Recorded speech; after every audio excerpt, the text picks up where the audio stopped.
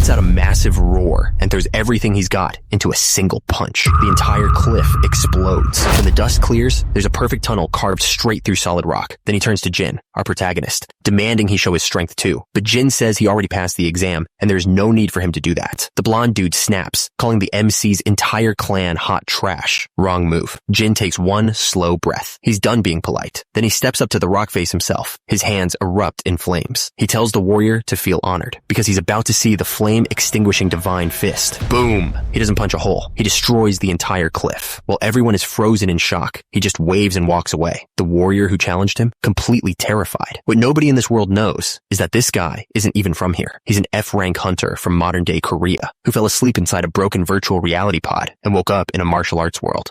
Took one look at the beat-up old VR capsule and immediately called it trash. But Taekyung argued that he hadn't even looked at it properly. This is Jin Taekyung, a 27-year-old F-rank hunter, the lowest of the low. Jin-ho wasn't convinced. He said that trash is trash, and you don't need to look closely to know it. Taekyung's face fell. He sighed, admitting that he desperately needed the money. Turns out, his situation was even worse than his friend knew. He'd already been fired. His friend was stunned. Taekyung explained that as soon as he got to work that day, his team leader gave him the classic, "Thanks for your service" speech. He was a F-rank hunter, a path he'd chosen because his late father had been one too. Even with no talent, he took pride in his hard work, and through sheer effort, he'd managed to pay for his mother's medical bills and support his sister. But now, it felt like everything he'd built over the last 7 years had been for nothing. He thought back to how it all started. One day, something just appeared. They were called gates, portals that connected our world to another. These gates, also known as dungeons, started showing up all over the world. And from them came monsters that no one had ever seen before. It was a war between these monsters and the newly awakened beings. After countless battles, they finally ended the Great War by taking down the Great Demon King, Asmodeus. That day, January 1st, 2020, was called Victory Day. After that, monsters stopped pouring out of the gates. A new era began, one where hunters would enter the gates to clear out the remaining monsters and sell their loot. Most hunters were awakened beings who were ranked by their power. But among all of them, I was at the very bottom, F rank, and pretty soon, nobody needed a low-rank hunter like me anymore. My roommate, Jinho, was dead asleep, but he was making a ton of noise. I tried everything to wake him up, but nothing worked. He was completely out. I finally gave up. I was the one suffering, not him. That's when I saw the old machine in the corner. I'd totally forgotten about it. I thought about selling it, but it just seemed like too much effort. Before throwing it out, I figured I might as well see what it was. I pushed the button,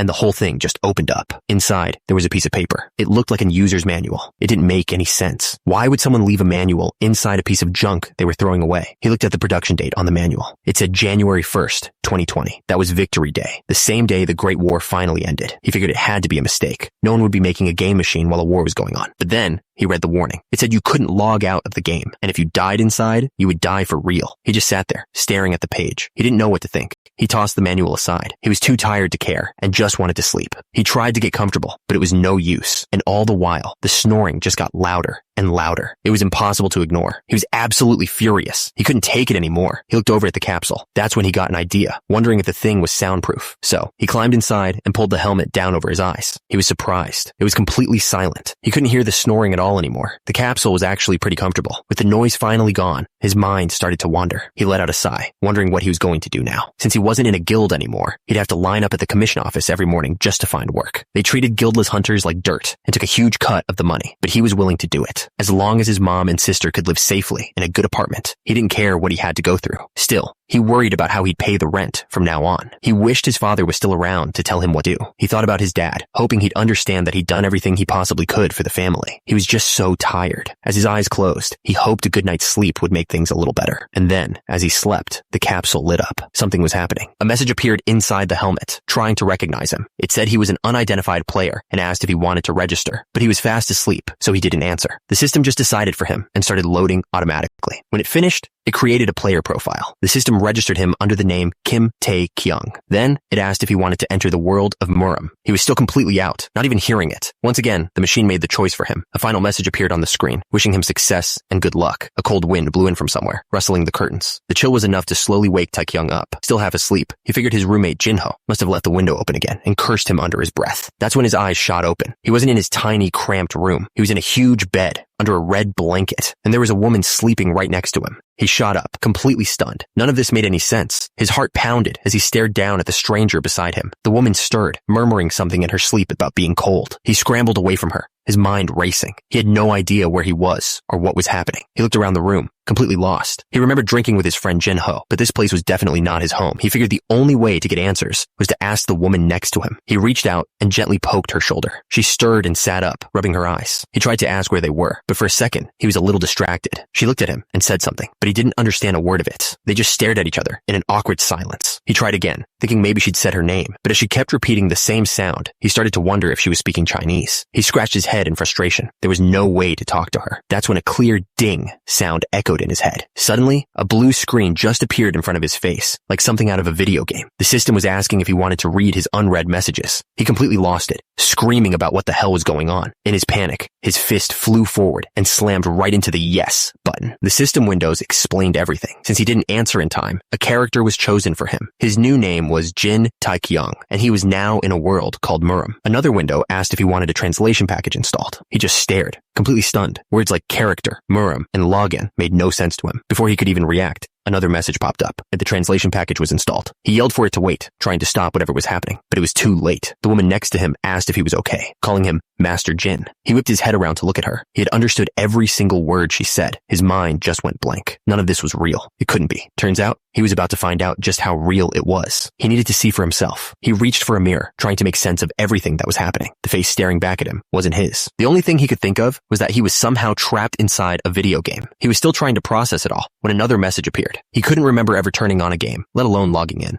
The woman came over and set a bowl down in front of him. She thought he was still drunk and told him to drink it to sober up. Her name was Wolhua. As he drank, he was just amazed by how realistic everything felt. He figured this must be why people got so addicted to VR games. Suddenly, she let out a sharp cough. He looked up, completely startled. He had no idea why she was looking at him like that and nervously asked what was wrong. She just looked back at him, confused by his question. She called him Master Jin and told him he was acting very strange today. The name made him laugh to himself. It sounded ridiculous, even for a game. He tried to play it cool and asked her what she meant. She told him that everything about him was off. He was acting like he'd lost his mind and was even speaking formally, which he never did. Just then, that ding sound went off in his head again. A quest window popped up right in front of him. The system announced that the tutorial quest had begun. He didn't even think, just stammered out that he accepted. The message explained his first task. He had to gather information and get used to his new surroundings. The rewards for completing it were huge. Access to his character profile, inventory, and skills. He stared at the screen, completely stunned. He read the objectives out loud, trying to make sense of it all. From her side of the table, Wolhua just watched him, thinking he was being weird again. He thought this was a strange kind of tutorial. Most games started you off with something simple, like catching a few rabbits, but he figured he might as well play along. The quest said to gather information, so that's what he'd do first. He leaned forward and asked her what she knew about him. The question caught her so off guard, she spit out her drink.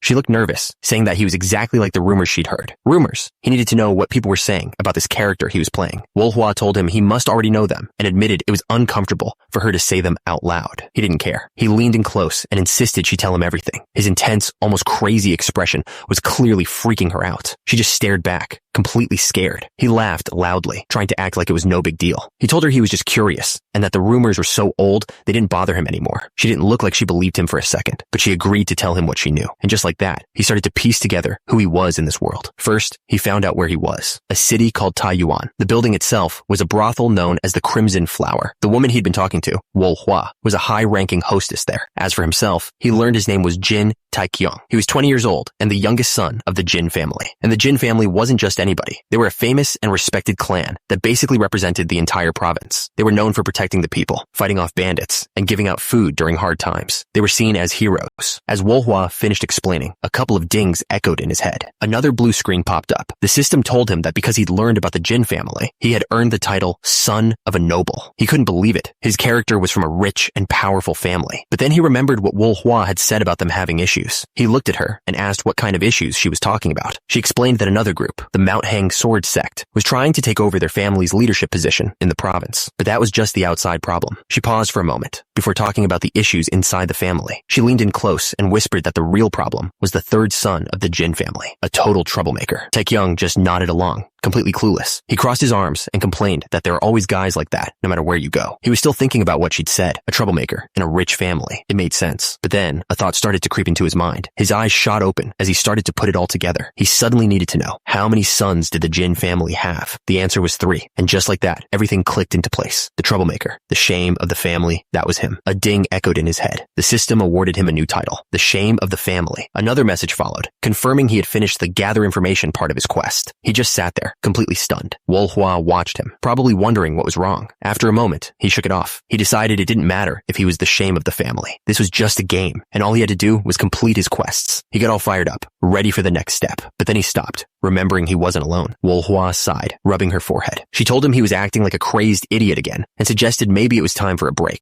He paused, as if a new thought just hit him, and then it all came crashing down on him. What was he even doing playing a game? He shot up from his seat, shouting that he needed to find a job. Wolhua just stared, confused by his sudden outburst. But as he turned to leave, he paused. He told her that even though it was short, he'd had fun. She had no idea what he was talking about. A small smile formed on his face. He raised his hand, pointing his finger like he was pressing a button. Then he yelled the one word that would get him out of there. He pointed to the ceiling and yelled the one word that would get him out of there, but nothing happened. He shouted it again, demanding to be let out, but the command wasn't working. Wolhua just watched, completely confused by his strange behavior. Taekyung started spelling the word out, thinking maybe he'd said it wrong. He tried one more time, but a loud ding cut him off. A red message box appeared right in front of him. It wasn't just one message. Dozens of them flooded his vision, all repeating the same terrifying words. It is impossible to log out. He fell back, completely stunned. His mind raced. Was this an error? Was he lagging? Maybe it was because the capsule was so old and broken. He instantly regretted picking it up just because it was free. He remembered his friend telling him it was trash. He should have listened. He started to panic, wishing he'd read the user's manual. And then it hit him. He did read it. He desperately tried to remember what the manual said. There was a warning he'd skimmed over. And then it came back to him. The player couldn't log out on their own. And if you died in the game, you died in real life too. The weight of it all hit him at once, and his legs just gave out. He was trapped, really, truly trapped inside a game. But the game didn't care about his breakdown. A message popped up,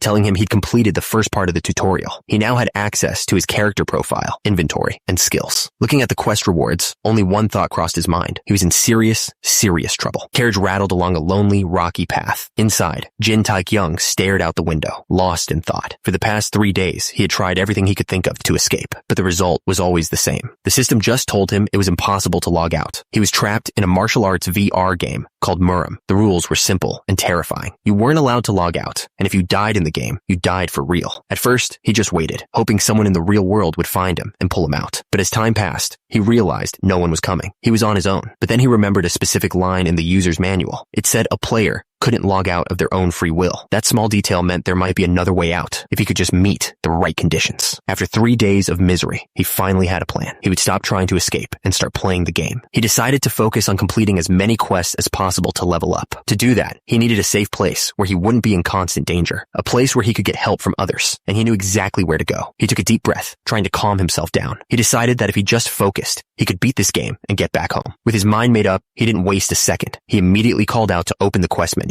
A message popped up, asking if he wanted to start the second part of the tutorial. He accepted. The quest was pretty simple. He just had to distribute his status points, his ability points, and equip an item from his inventory. He was relieved that the objectives weren't too difficult. He decided to start by opening his character profile. The screen showed his character was level 10 and a third-rate warrior. He had 2 titles, the son of a noble and shame of the family. But the most surprising thing was the 100 available points he could distribute. He couldn't believe it. He was supposed to be the son of a famous family, but his character was just a level 10 nobody. Then it clicked. The son of a noble title was completely canceled out by the shame of the family one. His fame was 0. He was a total disgrace, but he pushed that thought aside. At least he could raise his stats. With 100 points to spend, he had a chance to get stronger. He decided to be careful with his points. Thinking it was important, he tried to put 1 point into chi, but the system immediately stopped him. Turns out, chi could only be increased through training or special items, not points. He was furious, wishing the game had explained that sooner. He decided to forget about chi for now. He figured he didn't need intelligence or charm either. Survival was all that mattered. So he put 30 points into strength, 30 into stamina, and the last 40 into agility. A confirmation window popped up, and he accepted without a second thought. Just like that, all 100 of his points were gone. The moment the points were spent, a jolt shot through his entire body. He was lifted off his feet as a wave of energy washed over him. He had no idea what was happening. When the light faded, he felt different, stronger, faster. The change wasn't just numbers on a screen. It was real. He landed back on the bench, his body still tingling from the surge of power. The feeling was instantly familiar. It was the exact same sensation he'd felt during his Hunter awakening 7 years ago. He couldn't understand it. Why was he getting an awakening inside a game? It didn't make any sense. Just then, a message from the system popped up, explaining everything. He had completed the objective to distribute his points. As a result, he'd advanced to a second-rate warrior. He decided to set aside his confusion and focus on the situation. He needed to know what had changed, so he commanded the system to open his skills. The skills window appeared, but the news was terrible. All of his family's special techniques were marked as unavailable. A note at the bottom explained that because he hadn't practiced, he'd forgotten all of them. He just stared at the screen, completely stunned. He was furious. He had all this potential, but every single useful skill was locked away. It had to be some kind of sick joke. He took a deep breath, trying to calm down. With his skills locked, his only hope was the 100 ability points he had available. The question was, where should he spend them? The system gave him two main options. The internal state focused on veins and tendons to build internal force, while the physical state focused on bones and muscles for external force. He thought about his life back in his own world. As a F-rank hunter, he'd spent 7 years relying on pure physical fighting, which was basically an external force. Things like magic and manipulating auras were closer to an internal force, and he'd never been able to do anything like that. To raise his chances of survival, he decided to stick with what he knew. He commanded the system to put 60 points into his physical state, and the remaining 40 into his internal state. A message popped up asking if he wanted to make the changes. He accepted without a second thought. The moment he did, the stat screen vanished in a flash of red light. Suddenly, his entire body began to tremble violently. He reached out, completely confused by what was happening to him. He let out a sharp grunt as his body felt like it was being torn apart and put back together. When it was finally over, he gasped for air, sweat pouring down his face. He looked down and couldn't believe his eyes. His body was completely different, more muscular than he'd ever been. He clenched his hand, feeling a raw strength he'd never known before. His body was overflowing with power. That's when it finally clicked. This world was nothing like his own. Here, with the help of the system, he could become stronger than ever, and he already had 7 years of fighting experience to back it up. A message popped up, confirming he'd completed the objective. He didn't know the limits of this power, but he was going to use every last bit of it. His goal was simple: survive. He commanded the system to open his inventory. The inventory was mostly empty, except for one item, a set of sturdy traditional robes. The description said they were just basic clothes for beginners. He decided to try them on. With a single thought, the robes appeared on his body, fitting perfectly. He then took off the fancy silk clothes he'd been wearing and put them into the inventory for safekeeping. Looking at the screen, he realized just how useful this storage would be back in his world when he was running raids. Just then, a series of messages popped up. He completed another part of the tutorial and earned a reward. Excited, he quickly opened his inventory to see what he got. The reward was a spear. It was a second-rate weapon, and it had a small chance to make enemies bleed. His excitement faded instantly. He was really hoping for something a little more impressive. Still,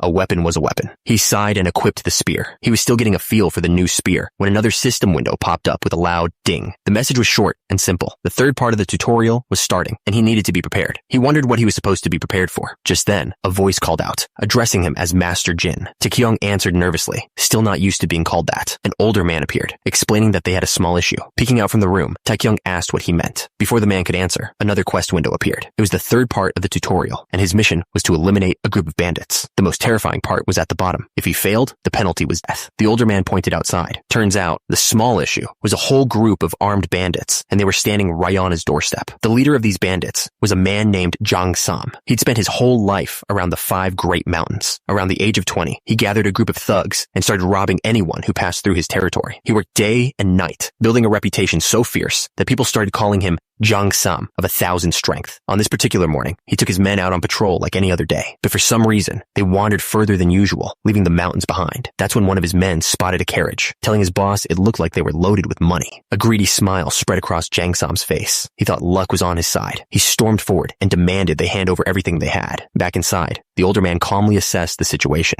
He noted there were 6 of them in total, and it didn't look like they had set up an ambush. Taekyung peeked out nervously. 6 of them. He was definitely outnumbered. The old man mentioned that while bandits were common, he'd never seen them in this region before. Taekyung asked why that was. The coachman explained that for bandits, attacking a martial arts family outside the 5 Great Mountains was basically a death wish. He smirked, calling them idiots for trying to rob someone in the Jin family's territory. But Taekyung knew the real reason they were here. They were just tutorial enemies. Still, Taekyung was confused. The old man was way too relaxed for someone surrounded by bandits. He had to have a plan. Then the coachman cracked his knuckles with a terrifying look on his face. He asked if he should just take care of them himself. That's when it hit Taekyung. This wasn't just some random coachman. He was a martial master. He realized Wolhua must have sent a powerful guard to protect him. Outside, one of the bandits started shouting, trying to intimidate the old man with Jang Sam's fearsome reputation. But the coachman just glared back, completely unfazed. The coachman was furious, yelling at the bandits for daring to block their path. He started listing all the horrible things he was going to do to them and their families. The bandits were just stunned into silence. But the bandit leader, Jang Sam, just laughed. He mocked the old man and demanded to see who he was protecting inside the carriage. The coachman warned him that seeing his master's face was a death sentence. Jang Sam didn't care. He just screamed for them to bring the person out. The coachman looked ready to attack, but inside, Taekyung was buzzing with excitement, realizing he was about to witness a real master fight. But right when the fight was about to start, the old man suddenly turned around and walked back to the carriage. Taekyung had no idea what was happening. The coachman told him that he had to be the one to come out and meet them. Taekyung was terrified, asking why it had to be him. The old man explained that these men were the type who needed to see his fearsome power for themselves. The old man insisted that Taekyung had to teach these bandits a lesson, since they'd clearly never seen the power of a true martial master. He started going on about the stories he'd heard of the heavenly Jin Blade, a genius swordsman who reached the peak of the Murim world at just 20 years old. Taekyung had no idea what he was talking about. He tried to tell the old man that he was misunderstanding something, but before he could stop him, the coachman burst out of the carriage. He yelled at the bandits, demanding to know if they realized who they were facing. He pointed right at Taekyung and declared that he was the heavenly Jin Blade himself, Master Jin Moo-kyung. The 6 bandits just stood there on the road, staring back at them. No one moved. The bandit leader just looked at them, completely unimpressed. He asked what they were talking about. Taekyung finally managed to get a word in, explaining that he wasn't Jin Moo-kyung.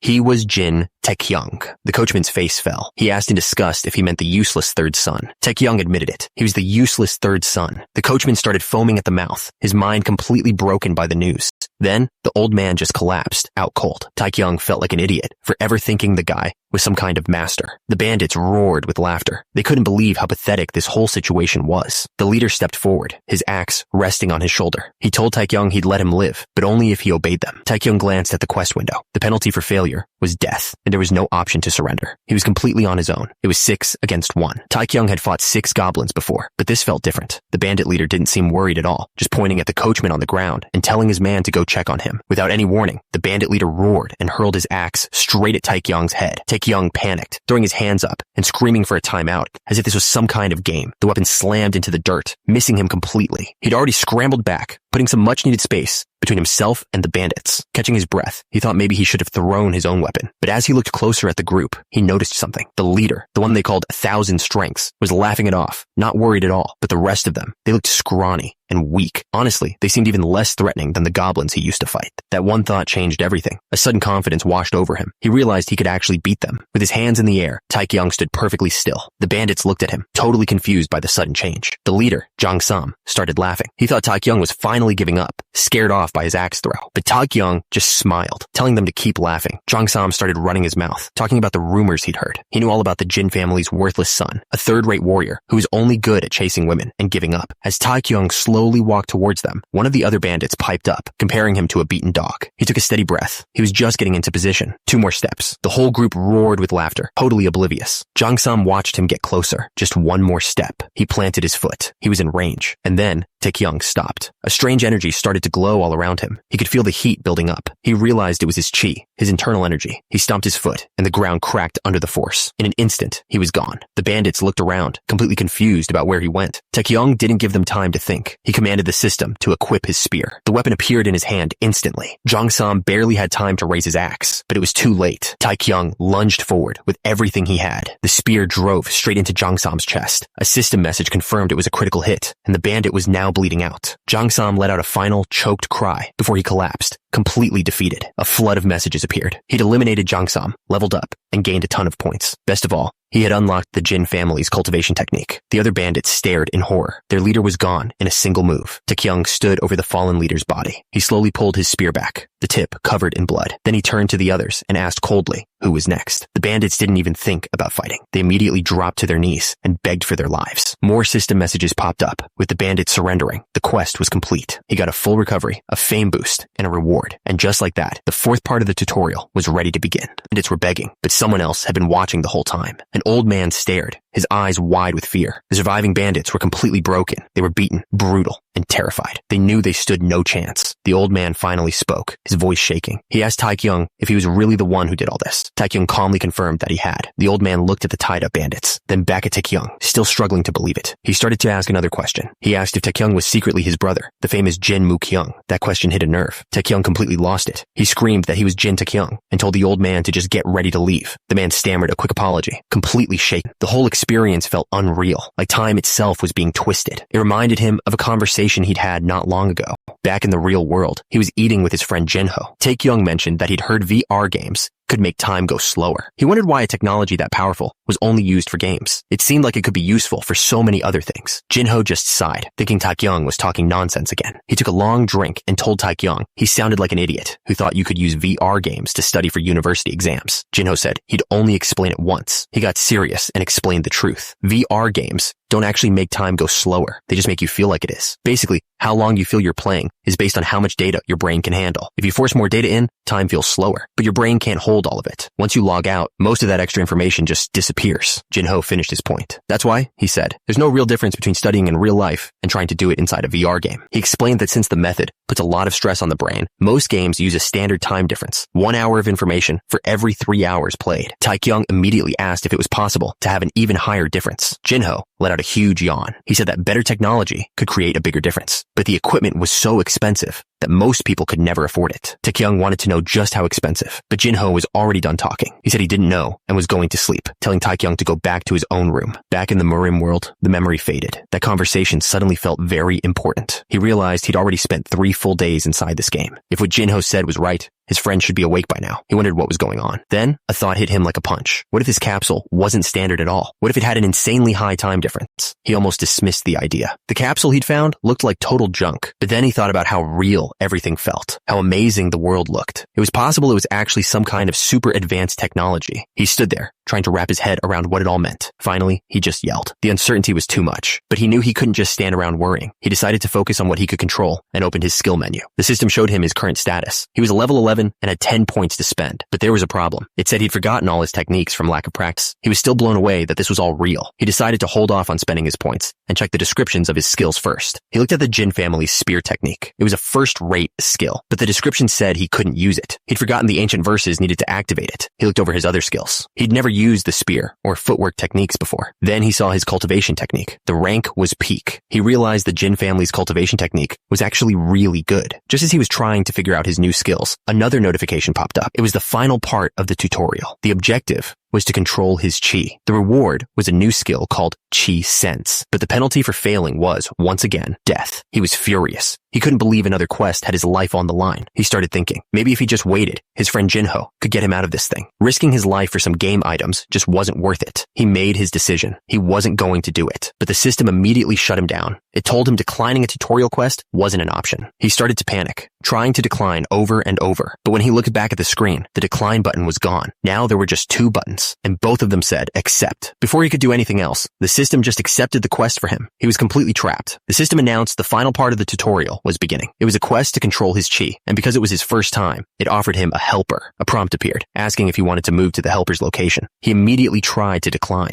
but it didn't matter. The system just accepted the quest for him anyway. He couldn't believe it. The game wasn't just forcing him to play. It was completely ignoring him. It felt like it was making fun of him. He was furious, promising himself he'd get even once he got out. But then he noticed something happening right in front of him. The wooden bench in the room started to twist and stretch like it was made of water. It kept swirling until a dark, spinning hole opened up right where the bench used to be. Suddenly, a bright light exploded out of the hole, and he had to cover his eyes. He waited a moment, then slowly lowered his hand to see what had just appeared in the room with him. He found himself standing in a huge, empty white space. He looked around, completely lost. Then a calm voice called out to him. He turned and saw an old man sitting in the distance, waiting for him. Taekyung walked closer, looking at the old man. He couldn't believe this was the helper the system had sent. The old man just looked at him with a calm, steady gaze. Taekyung felt a little nervous. There was something about this guy. The old man told him to just sit down comfortably. Taekyung was confused, thinking you had to sit in a special position to control your energy. The old man just laughed it off. He explained that only weak people get stuck on small things like that. For a real master, none of it matters. Taekyung froze. The old man could hear his thoughts. This wasn't just some helper. This was a real martial master. The master just laughed, finding Taekyung's reaction interesting. Before Taekyung could even react, the old man was already behind him, tapping him on the back. Taekyung grunted, feeling a jolt run through him. The master explained that he had just opened his energy channels and told him it was time to focus. He tried to move, but he was completely stuck. The master placed a hand on his back and began to explain how important it was to control his chi. He said that controlling it wasn't just about getting stronger. It would also sharpen his mind and spirit, letting him reach a whole new level of power. The master told him to clear his mind and feel the flow of energy inside him. Taekyung closed his eyes, trying his best to focus. Then, the old man began to recite the words of the Jin family's cultivation technique. The words came out so fast, it was impossible to understand them. Taekyung tried to make sense of the master's words, but it was all just a blur. He could feel a strange heat building inside him. The pressure was intense. He was sweating, completely lost. The master's voice cut through the confusion with a simple command, telling him to follow follow it. Taekyung had no idea what he was supposed to follow. That's when a system message appeared. It announced that the chi circulation for the Jin family's technique was about to begin. Suddenly, he saw a glowing map of his own body, with lines of energy running all through it. The system gave him another instruction: follow the light, moving through the lines. A single point of light started moving, showing him the exact path his energy needed to take. The system confirmed it. The chi circulation quest was complete. He'd learned a new skill called chi sense, which let him control his energy and even feel the strength of others. With that, the entire tutorial was finally over. A new message appeared. The main quest was now unlocked. The golden energy surrounding Taekyung slowly faded away. He let out a slow breath, and a puff of gray air left his body. It was like all the bad stuff was finally gone. Taekyung jumped up, flexing his arms. He felt incredible, like he'd just had the best rest of his life. He thought about this new chi energy. It was definitely interesting, but something else was on his mind. He couldn't stop thinking about the strange, fiery orb he'd seen during his training. He had no idea what it was. Just then, a voice from outside the carriage announced that they had arrived at the Jin family's home. As he focused, he saw it again, that strange, fiery orb. He realized it was the pure essence of his own energy, built up over 10 years. It was small, but incredibly pure. He focused harder, but then he felt something else. Right next to his own energy, there was another source, a dark, unfamiliar orb of power. The thought immediately hit him. If he could just absorb that, he was sure he'd become even stronger. But then he remembered the main quest. A system window reminded him that failure meant death. He decided right then it wasn't worth risking his life for a shortcut. He pushed the thought away and chose to focus only on finishing the quest he was given. The light from his own chi moved along its proper path, ignoring the dark energy completely. It was a smart decision. The path was now clear. Just then, the driver's voice called out from the front of the carriage. He announced that they had finally arrived at the Jin family's estate. Hearing this, Taekyung slid open the window to take a look outside. The moment he looked out, his eyes went wide. He couldn't believe what he was seeing. This wasn't just a house. It was a massive compound, practically a small city, stretching out as far as he could see. He was completely speechless. Still trying to take it all in, he asked the driver to slow the carriage down. The driver immediately agreed. As they approached, he decided it was the perfect time to test out his new skill. He mentally activated his chi sense. A system window appeared, explaining what the skill did. It allowed him to identify the power level of anything or anyone within 30 levels of himself, and the range would get bigger as he mastered it. He realized this chi sense was basically a power level scanner. The thought made him grin. He decided to test it out right away. A green ring of energy appeared around his feet. A system message popped up, confirming the skill was active and reminding him of its current limits. Level 30 and below, within a 30-meter range. The green energy pulsed outwards from where he was sitting. The energy wave washed over the carriage driver and even a servant pulling the cart. The skill locked onto someone nearby.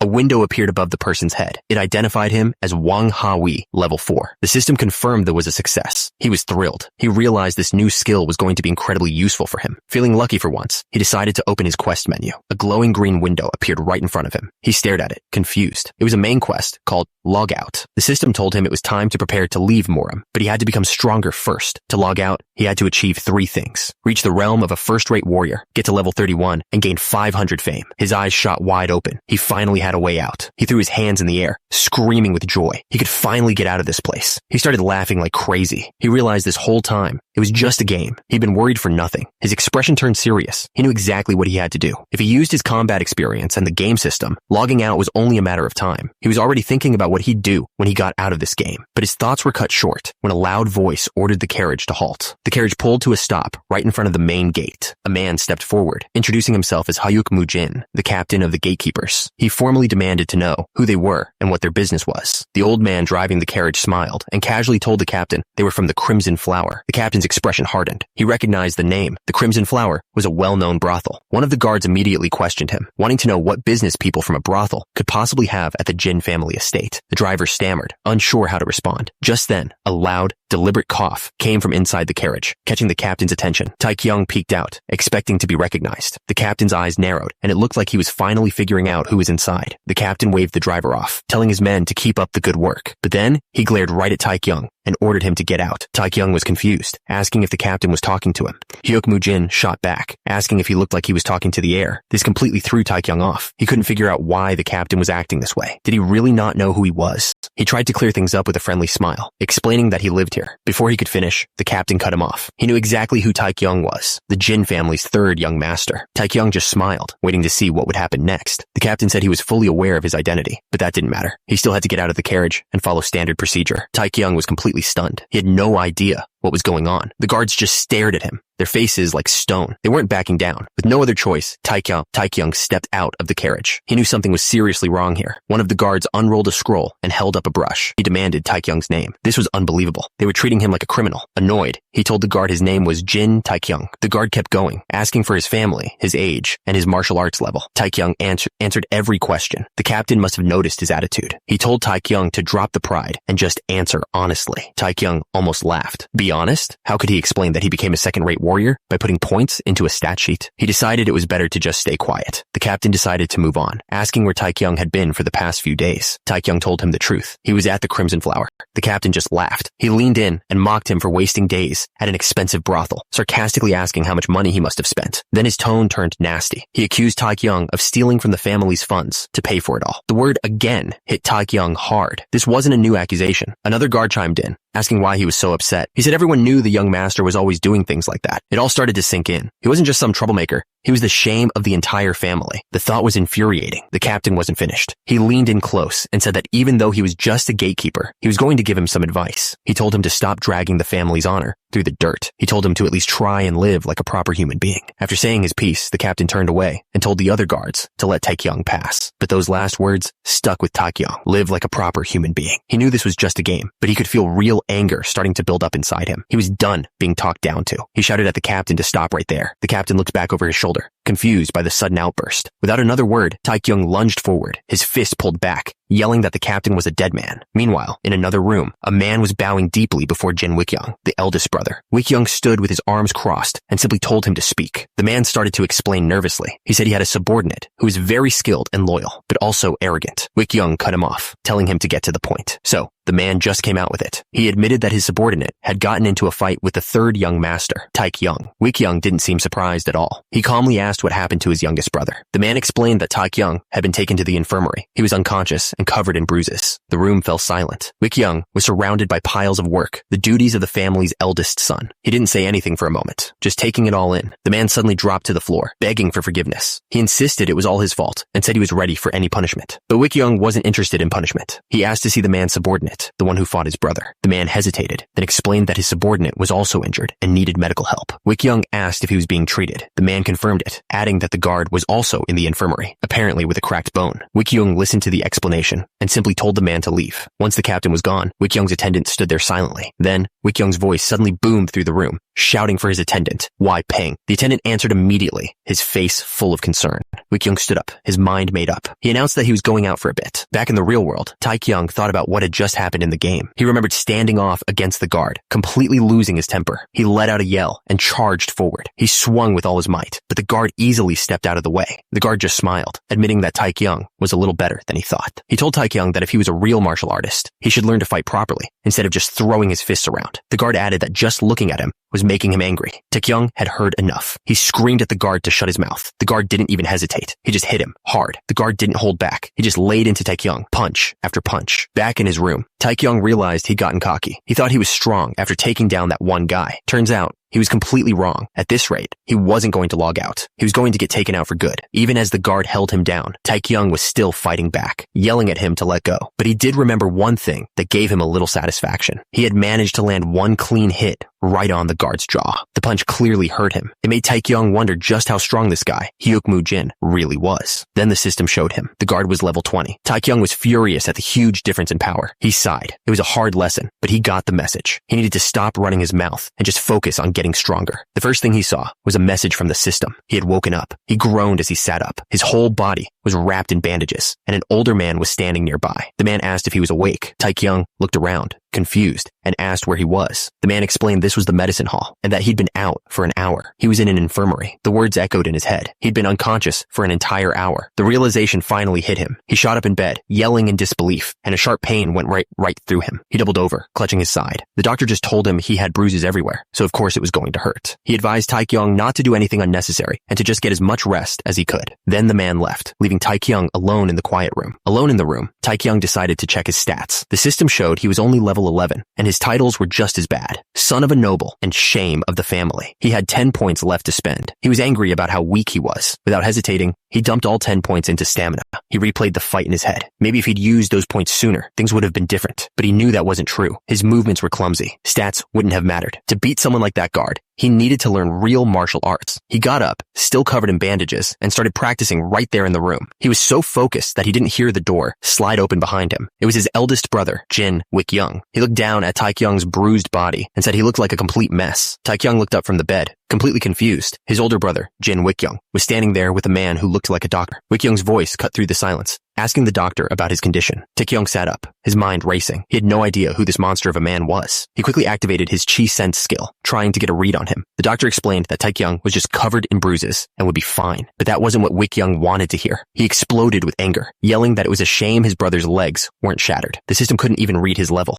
A chill ran down Taekyung's spine. This guy had to be over level 30. He was on a completely different level. That's when Taekyung started to put things together. He looked at the doctor, who was sweating and shaking nervously. Then he thought about the way this man was talking to him, calling him a foolish boy, and he took a good look at his face. He focused as hard as he could, running through all the facts in his head. The answer was right there. He looked up at the huge man standing over him and weakly asked if he was his father. But Wik-young completely ignored him. He just thanked the doctor and told him to leave. Taekyung panicked, begging the doctor not to leave him alone with this guy. The doctor didn't need to be told twice. He practically ran out the door, leaving Taekyung behind. The door slammed shut. Now it was just the two of them in the room. Taekyung was still cursing the doctor for leaving when a huge hand grabbed him by the head. Wik-young's face was full of anger. He demanded to know how long Taekyung planned on living like such a fool. He felt his brother's grip tighten. He was completely powerless. This was it. He was done for. But his brother wasn't finished. He kept yelling, scolding him for always chasing after women the first chance he got. Wik-young kept yelling, furious that Taekyung gambled away any money he got. He said it was this exact behavior that made the whole family look down on him. But Taekyung was just confused by it all. He grabbed Taekyung and shook him, warning him that he'd be severely punished if he didn't change his ways. But then, just as suddenly, all the anger disappeared. Wik-young smiled and said he was glad the injury wasn't serious. He gently asked why Taekyung would pick a fight when he had no martial arts training. Taekyung was completely thrown off by the sudden kindness. Seeing his chance, Taekyung looked up at him and just asked who he was. Wik-young completely panicked, thinking his brother must have a serious head injury, and started yelling for the doctor. With tears welling up in his eyes, he asked again if Taekyung really couldn't remember anything at all. Taekyung just stared back and gave a simple, blunt nope. Wik-young asked him one more time, but Taekyung had already made up his mind. He decided that pretending to have amnesia was the best way to handle this. Taekyung was really committing to the act. He just lay there with a wooden sign on his chest that said he couldn't remember anything. Wik-young wasn't buying it completely. He decided to test him, asking if he at least remembered what they had just talked about. Taekyung just played dumb, asking what he meant. So, Wik-young started a pop quiz. He asked for his own name, and Taekyung correctly identified him as Jin Wik-young, the 35-year-old head of the family. The questions kept coming. Taekyung explained that their father was traveling, their mother had passed away, and their second brother was Jin Muk-young, a disciple at the Heaven's Gate Temple. Wik-young suddenly got a strange look on his face. He repeated the nickname Taekyung had used for their brother, Heavenly Jin Blade. That's when he pointed out the problem. He had never told Taekyung that nickname. Taekyung immediately started sweating, realizing he'd messed up. Thinking fast, Taekyung suddenly started screaming that his head was hurting. Wik-young's suspicion vanished instantly, replaced by pure panic for his little brother. The doctor explained that the injuries weren't serious. He said the swelling and bruises should be gone in about 4 days. With that, Taekyung was finally able to leave. Outside, an attendant was waiting for him. He bowed and offered to walk the young master to his home. As they walked, Taekyung figured it out. His brother must have sent this man to explain things, playing along with his memory loss. The attendant announced that they had arrived. Taekyung looked up and was completely stunned by the size of the place. The man explained that the second floor was his bedroom and that servants were nearby if he needed anything. With a final bow, he took his leave. Taekyung stepped inside, his jaw practically on the floor. He couldn't believe the difference. Back in his own world, he lived in a tiny, run-down apartment. But here, he was living in a palace. He stood in front of the doors, wondering what kind of life awaited him in a place like this. He reached out with his bandaged hands and pushed them open. The doors slid apart, and he froze. What he saw inside was absolutely not what he was expecting. The room wasn't a bedroom. It was a giant closet, packed with rows and rows of fancy clothes. He walked down the hall and realized the entire floor was just for clothes. He couldn't believe the guy, whose body he was in, was so obsessed with fashion. He reached the very last room, really hoping it was something different. He pushed the doors open. Inside was a library, but it looked like no one had been in here for years. The shelves were covered in dust, and even the plant on the table was dead. But for Taekyung, this was perfect. He was thrilled. He walked right over to one of the shelves and pulled out an old, dusty scroll. The scroll was called 3-Foot Techniques of War. As soon as he looked at it, a system window popped up. It was a basic, third-rate martial arts scroll with no restrictions, something you could just buy at a market. Then another message appeared, asking if he wanted to learn it. That's when it hit him. The system could just teach him martial arts. He didn't have to spend years training. This was a total game changer. He was about to accept without a second thought. But just before he did, he noticed a little number on the screen. It said 3 out of 10. He paused. The system showed he already knew 3 techniques: the Jin family's cultivation, footwork, and spear arts. A horrible thought crossed his mind. What if he could only learn 10 skills in total? If that was true, he couldn't waste a single slot on a common technique. He threw the scroll away. He looked around at the massive library. With a limited number of skills he could learn, he decided he wouldn't waste a single slot on anything less than the best. He was going to fill his mind with only the most powerful techniques he could find. He grabbed the first one that caught his eye. The title on the cover read, "Greatest Material of the Night King." The system window popped up. Turns out, it wasn't a secret technique. It was an intense novel. His face twisted in disgust. Of course, the library of the family's biggest screw-up was filled with nothing but junk. Hours later, in another part of the estate, someone was finishing up their work for the day. A man named Wei Peng stood before his lord, who let out a long sigh. He was clearly tired from a long day of work. Wei Peng told him he'd done well. The night was quiet. 2 men walked through the quiet estate, their path lit by a single lantern. Wei Peng noticed the chill in the air and carefully adjusted his lord's collar. The lord smiled warmly. He thanked Wei Peng, admitting that without his constant care, he'd probably always be sick. Wei Peng joked back, saying that at this point, he was pretty much his housewife. His lord waved a hand, telling him not to say things like that. The elders were already pushing him to get married. The thought clearly weighed on him. He let out a heavy sigh. In the end, he knew he had to do it for the good of the family. Wei Peng looked up at the sky, trying to lighten the mood. He pointed out how bright the moon was, saying they probably didn't even need the lantern. As they walked, his lord suddenly stopped. Wei Peng recognized the building. It was the 3rd young master's home, and the lights were still on, even though it was late. Wei Peng tried to convince his lord to leave, certain his brother was just faking his memory loss and was probably drunk again. But the lord motioned for him to be quiet. They crept closer to the window. That's when they heard a strange noise coming from inside. Wei Peng's face was set in disgust. He couldn't believe the 3rd young master had brought a woman to the family estate. He was so sure of it, he offered to bet his whole month's pay. His lord just told him to shut his mouth and come see for himself. Wei Peng grumbled, not wanting to see anything improper. But when he finally looked, his eyes went wide. Inside, Taekyung wasn't with anyone. He was alone, training so hard he was covered in sweat. He held the book, trying to follow the steps, but his body was trembling from the effort. The instructions were clear, 2 steps diagonally, but his body just wouldn't cooperate. He lost his balance and stumbled. Outside the window, 2 pairs of eyes watched his every move. Finally, he snapped. He screamed in frustration, cursing whoever came up with such a ridiculous martial art. Wickyung turned his head slightly and called out his attendant's name. Wei Peng answered from the ground, groaning as he clutched his back. He'd clearly pulled something while trying to peek. A small smile spread across Wikyung's face. He reminded Wei Peng of the bet he'd made earlier. Since he was wrong, he wouldn't be getting paid this month. After all that work, a notification finally popped up. The system confirmed he had learned the Jin family's foot technique. But even with the achievement rewards, Taekyung couldn't help but curse. It was way harder than he ever expected. He collapsed onto the floor, completely exhausted. The training had taken everything out of him. He grabbed a container and started chugging water, desperate to cool down. Lying on the floor of the messy library, he finally felt a bit better. He looked through the piles of books and realized something disgusting. Almost every single one was an intense novel. He couldn't believe the guy who used to live here was such a creep. Thankfully, he found 2 books that weren't trash. The Jin family's spear and foot techniques. Now that he'd learned it, he wanted to see exactly what the foot technique could do. The system told him it was a first-rate technique, only usable by the Jin family's direct bloodline. But when he saw the description call the footwork simple, he scoffed. After the hell he just went through, he knew that was a lie. He remembered how incredibly hard the training was. The system demanded perfection. If he stepped just a little out of place, or was even a fraction of a second too slow, he would fail. When the system finally confirmed he'd mastered all 100 steps, he could hardly believe it. It felt like a miracle that he'd actually succeeded. He looked out the window and realized he'd been at it all night. The sun was already coming up. It had taken him half a day just to learn the footwork, and that was with the system's help. He started to worry about how long it would take to master the spear techniques. He stretched his aching muscles. It suddenly hit him that he'd already been in this world for 5 days. He didn't understand how time was working between the 2 worlds, but he decided it didn't really matter. The only thing he could do was focus on what was right in front of him. With that, he decided he was done with training for the day. But instead of sleeping, Taekyung sat and focused, circulating his chi. He let out a slow breath. He felt different, stronger. Just then, an attendant walked in with a tray. Surprised to see him already awake, Taekyung just laughed and said he couldn't sleep. He explained that since he started circulating his chi, his mind felt clearer, and he didn't get tired as easily.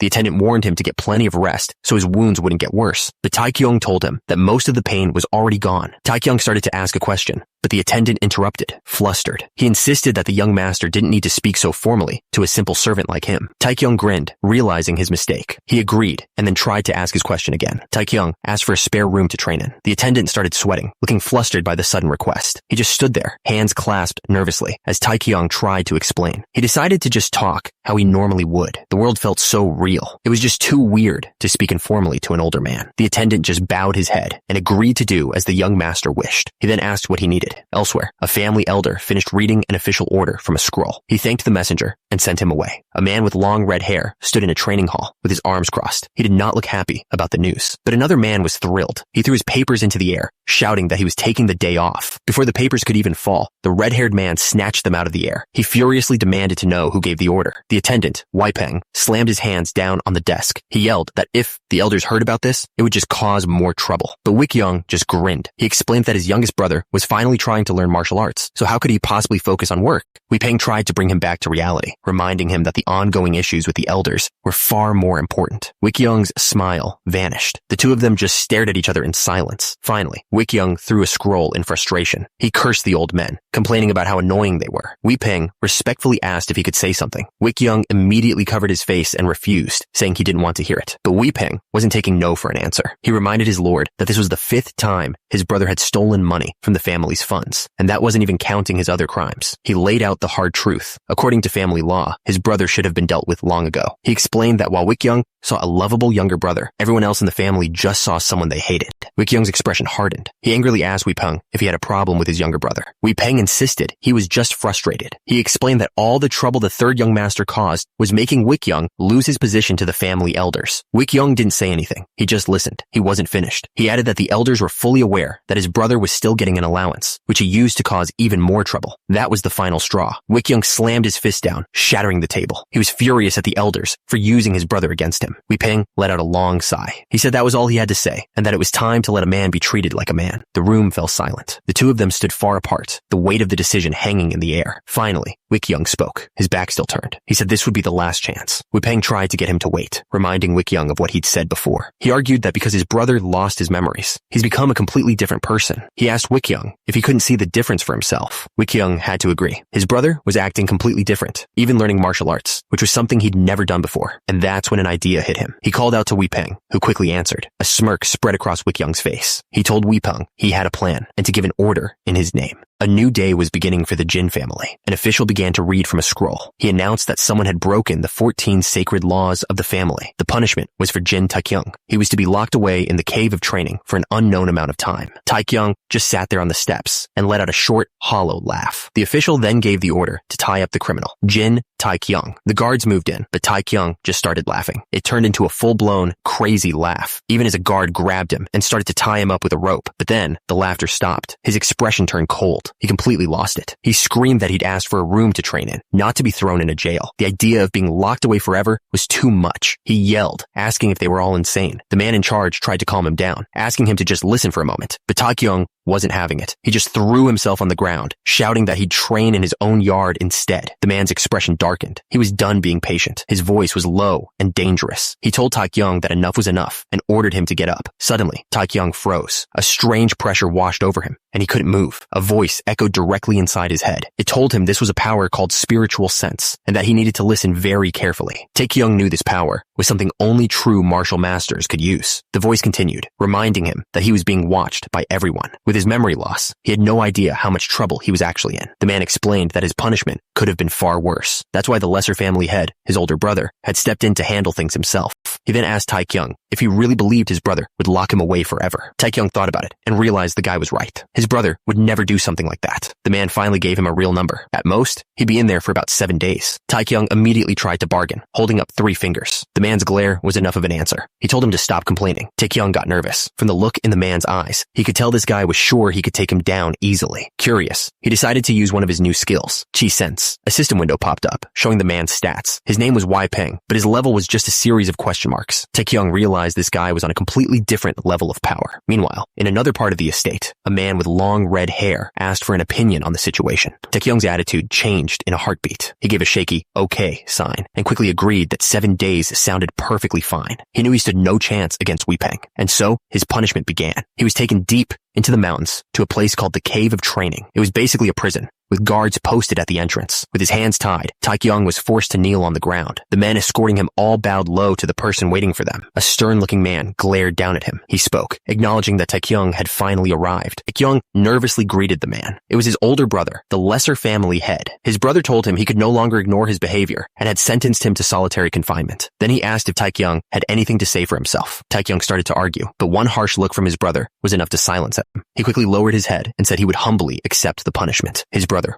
watched him for a moment, saying nothing. With the matter settled, he gave the order to lock Taekyung in the cave of training. He added that they would inform him of his release at a later time. The guards grabbed Taekyung and started pulling him forward. The heavy iron doors to the cave creaked open, revealing the darkness inside. They pushed him up the stone steps and into the cave. His brother watched from the side, making sure the punishment was carried out. No one said a word as they walked. Jin Wik-young led the way, his back to Taekyung, while a guard made sure he didn't try anything. From the top of the cliff, Wik-young looked down at his brother. He told Taekyung he had provided him with everything he would need inside the cave and wished him luck. As the heavy doors began to close, Taekyung watched his brother walk away. But once the doors were sealed, a small smile appeared on Taekyung's face. This didn't feel like a punishment to him at all. Later that night, inside the Jin family estate, not everyone was at ease. A man with long red hair asked Wik-young if he thought Taekyung would be all right. He tried to reassure the lesser head, telling him to stop worrying. But Wik-young was still anxious. He reminded the man that his brother hadn't fully recovered yet. The red-haired man sighed, telling Wik-young he was acting like Taekyung was on his deathbed. Wik-young insisted it was different. He explained that the man didn't understand just how weak and frail his youngest brother had been when they were kids. The red-haired man scoffed at the idea of Taekyung being weak. He reminded Wik-young that his brother had consumed enough precious pills and herbs to fill an entire room. He then brought up what happened last year, specifically the incident with the 100-year-old ginseng. The man started laughing and remembering how the head physician was so angry, he almost cut Taekyung open. But Wik-young had heard enough and ordered him to stop. Wik-young let out a heavy sigh. Between his youngest brother and all the other family issues, the stress was becoming unbearable. He admitted that one thing in particular was really worrying him. A secret meeting held by a rival group. The red-haired man knew exactly who he was talking about. The Mount Hang sword sect. Wik-young asked what he thought their intentions were. The man assured him he'd already sent people to find out. With his mind made up, Wik-young gave a firm order. He wanted everyone in the province of Shanxi to prepare for whatever the Mount Hang sword sect was planning. The door to the cave slammed shut behind him, but inside, it wasn't a damp prison at all. There was a bed, a table, even tea waiting for him. There was a whole rack of weapons to train with, and even a fountain. This place was actually pretty nice. Just as he was getting settled, a system prompt appeared in front of him, a red target. Taekyung grabbed a spear and started practicing a move called Pierce of the Heavens. A green target showed him exactly where to aim. After 100 perfect thrusts, the system confirmed he'd learned the Jin family's spear technique. But what really surprised him was the next message. The training had actually raised his strength, stamina, and agility. He had no idea that was even possible. He collapsed on the floor, every muscle in his body aching from the effort. He just lay there for a moment, catching his breath and staring up at the light. He thought about it for a second. This wasn't a prison at all. He had food, weapons, and a quiet place to train. It was actually the perfect setup. He looked around the massive training area. If he'd known his punishment was going to be this good, he would have begged for a longer sentence. But his body was screaming at him. The system popped up with a warning. He was exhausted and starving, and needed to find food and rest immediately. Kyung didn't want to stop though. He felt like resting would just be a waste of precious time. That's when he remembered something. Before he was locked in, he'd grabbed some of the family's grain pills. He summoned one from his inventory. The system called it an outstanding grain pill, a first-rate item that could restore his energy and provide other boosts. He looked down at the pill in his hand. It looked awful, and it smelled even worse. He wondered if it was even safe for a person to eat, but he was out of options. Believing it was good for him, he shoved the entire thing into his mouth. He swallowed hard, forcing the disgusting pill down his throat. The effect was instant. A wave of energy hit him, and the system announced that he was full, rested, and all his stats were boosted for the next hour. He couldn't believe it. He immediately pulled up his character profile to see the changes for himself. His eyes went wide. The numbers were real. His stats had actually gone up. This was incredible. That's when he got a brilliant, greedy idea. If one pill worked so well, a whole bunch would be even better. He summoned a huge pot full of them. Without a second thought, he dove right in and started stuffing his face. He just kept eating, one after another, but something didn't feel right. A new message popped up. The system told him he'd eaten too many. Not only would he get no more effects, but he was now so full he couldn't move for an hour. Once the hour was up, Taekyung could finally move again. He got up and looked around the training room, ready to get to work. He grabbed his spear and started practicing. With his first strike, the system announced his mastery of the Jin family's spear technique had gone up by 3 points. He kept at it, and the points continued to climb, though a little slower this time. The gains got smaller and smaller, until he was only getting 1 point per strike, and then nothing. The system told him he'd failed to earn any points at all. He was furious. He couldn't believe this was happening. He yelled out, angry that it was getting harder to improve. On top of that, he'd already wasted a whole hour paralyzed from eating too many pills. He leaned on his spear, trying to catch his breath. He just couldn't figure out what the problem was. He decided to try again, but this time, he'd go slow. He carefully went through every move of the Jin family's spear technique, one after another. He put all his strength into the final strike, the pierce of the heavens. A notification sound went off. He turned, thinking he'd finally done it, but he was completely confused. The system told him his foot technique mastery had increased, not his spear technique. He just stood there for a second, trying to figure out what that meant. And then, a slow smile spread across his face. He finally got it. The spear technique wasn't just about his arms. He realized he had to combine it with the Jin family's footwork to make it truly powerful. With his new understanding, he focused all his energy into a single point. He leaped high into the air, letting out a huge yell as he drove the spear downward. He poured every last bit of his strength into that one single strike. As the dust settled, he looked down, completely drained, but smiling. He finally understood how it all worked together, and then he just collapsed. His attack had carved a perfect, deep hole straight through the solid rock floor. And then the notifications started flooding in. He had used up all his energy, but the system rewarded him for it. He'd unlocked a new achievement called One Body, One Mind, and his mastery of the Jin family's techniques shot way up. Back in the real world, Taekyung's roommate, Jinho, let out a huge yawn. He sat up, still half asleep in the tiny room. He rolled over and realized he'd fallen asleep on Taekyung's floor again. He looked around, wondering where Taekyung could have gone without waking him up. That's when he noticed the strange capsule in the corner of the room. He gave the big button on the bottom a push with his foot. The top of the capsule hissed open, revealing Taekyung curled up inside. Jinho couldn't believe it, wondering how anyone could sleep in something so uncomfortable. He tapped on the side of the machine, trying to get his friend's attention. He told Taekyung to wake up, reminding him it was already 1 in the afternoon. Jinho kept shaking him, telling him to get up so they could go get some hangover soup. Taekyung slowly opened his eyes, mumbling to ask if Jinho was paying for it. But he wasn't in his room. He was back in the Murim world, lying on the cold, hard floor of the training hall. He looked up at the ceiling, seeing the hole he'd punched through the rock. It all came back to him. He'd passed out from exhaustion after that final attack. That's when the notifications started popping up. He couldn't believe it. He'd jumped 2 whole levels, all the way to level 13. He finally understood why his body felt so much lighter and stronger. All of his Jin family techniques had jumped up to the 3rd stage of mastery. On top of all that, he'd even gotten a new item, a ring called Peace of Mind that was supposed to help him focus. He sat there, looking at all the rewards, feeling like he'd hit the jackpot. All that hard work had definitely paid off. He had some stat points to spend from his level ups. Without hesitating, he put 10 points into strength and another 10 into stamina. With his stats boosted, he grabbed his spear,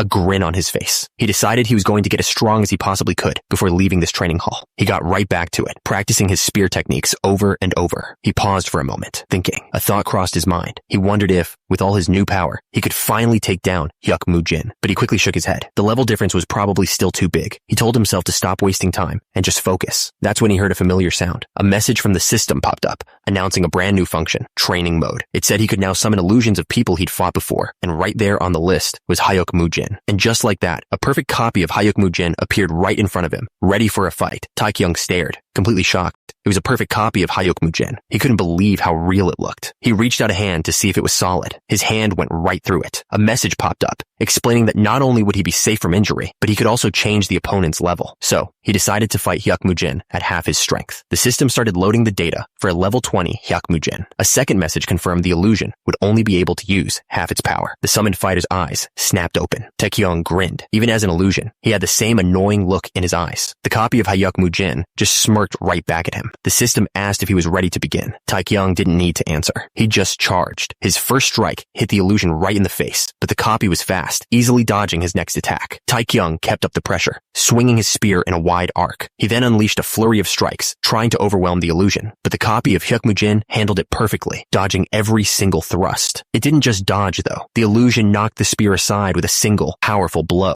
Taekyung stumbled back, completely caught off guard. He couldn't believe it. This was only half of Hyuk Moo Jin's real power. He took a breath. He thought to himself that maybe half strength was just too weak for him. So, with a grin, he decided to fight Hyuk Moo Jin at his full power. The new illusion appeared. This one felt completely different. The fight was over in an instant. Meanwhile, someone on horseback was approaching the main gate of the Jin family home. One of the guards stepped forward and held up his hand, telling the rider to stop. The rider pulled back on the reins, calming the horse. He stared at the visitor, his eyes filled with suspicion. The visitor didn't seem bothered at all. He just sat on his horse, one hand on the reins, the the other resting near his sword. The guard wasn't backing down. He demanded to know where they were from. The man just smirked, like the guard's question was a joke. But the one in front, probably the leader, answered plainly. He said they were from Mount Heng, and that name meant trouble. Far away from the gate, a fire crackled inside a strange pot. Suddenly, the flame shot up with a burst of energy. Then this dark, swirling energy started to form around it, and that exact image appeared right on Taekyung's chest, like a window. He looked down, completely shocked by what he was seeing. Taekyung scratched his head. This was just weird. He looked down at the defeated simulation. He couldn't understand why he kept winning so easily. He wondered if this version only looked like the real Hyukmujin, but had none of his actual strength. The whole point of this was to see the difference between him and a real master. He was getting frustrated because it didn't make sense for him to be this strong after just a few days of training. He started to wonder if the problem was the weapon. To make it a fair fight, he'd need to know what kind of weapon Hyukmujin actually used. Then, an idea hit him. What if he just gave the simulation his own Jin family techniques? A system notification confirmed it. The simulated Hyukmujin now had both the Jin family's spear and foot techniques. Taekyung figured this was the perfect way to find his own weaknesses. He turned back to his opponent, ready for a real challenge. He told the simulation that now things should be fair. The simulated fighter took a new stance. This time, he looked like a completely different person. Taekyung gritted his teeth. Even with the new techniques, the smug look on the simulation's face was still getting under his skin. He grabbed his spear, a confident grin spreading across his face. This was it. Now he could finally see who would really win. The fight started in a flash. The simulation was just as fast, swinging with incredible power, but Taekyung's footwork was perfect, letting him dodge every single strike. The simulation swung hard, but hit nothing but air. Taekyung had already moved, leaving an afterimage behind, but the simulation wasn't done. It gathered all its energy, roaring with effort, and just like that,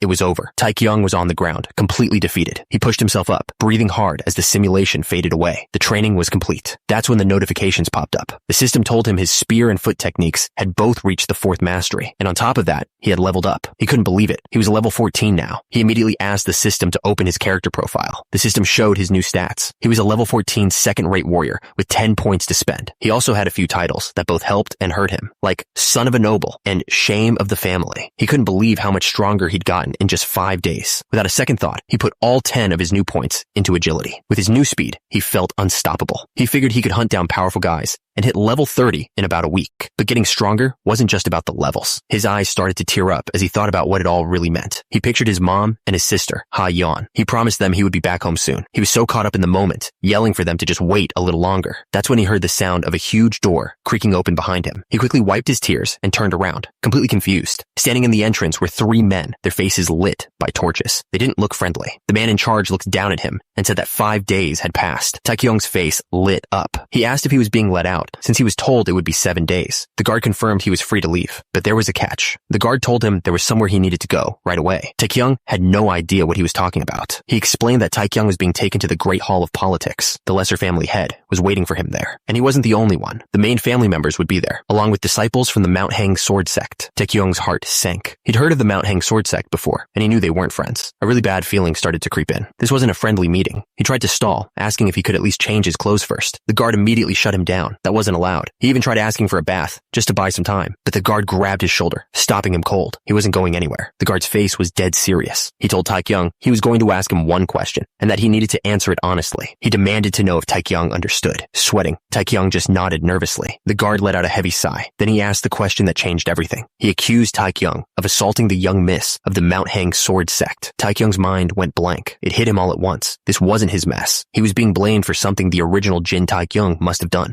The walk to the Great Hall was completely silent. Every step echoed on the stone path, making the situation feel even heavier. He desperately tried to explain, insisting over and over that he didn't do it and begging the guard to trust him. The guard stopped him and asked if this meant his memories had returned. Taekyung stammered, saying that wasn't it either. He just kept repeating that no matter what, he was innocent. The guard's expression didn't change at all. Getting desperate, Taekyung asked if he really looked like the kind of person who would do something so terrible. The guard answered with a single word. Yep. Taekyung was stunned. The man had answered without even a moment of hesitation. For a second, he seriously thought about making a run for it, but the guard stopped, turning back to face him. His tone changed completely. He told Taekyung that the lesser family head had complete faith in him and that he shouldn't forget it. And with that, they arrived. The Great Hall of Politics stood before them, waiting. The guard slid open the heavy doors, revealing the hall inside. He announced that the 3rd young master had arrived. The room was filled with the family elders, all staring silently. Every single person in the hall turned to look at him. The guard gave a respectful bow, but Taekyung just stood there, looking completely out of place. Every face in the room was cold and unforgiving. They were all looking at him like he was already guilty. Taekyung could feel the pressure. The air in the room was heavy and intense. He told himself to stay focused. He knew this was like walking into a den of tigers, but he had to find a way to survive. So he took a deep breath and started the long walk toward the front of the hall. He squared his shoulders and walked forward. He wasn't going to show any fear, but as he walked, a sudden chill ran down his spine. The system suddenly screamed a warning at him. Someone in this room wanted him gone.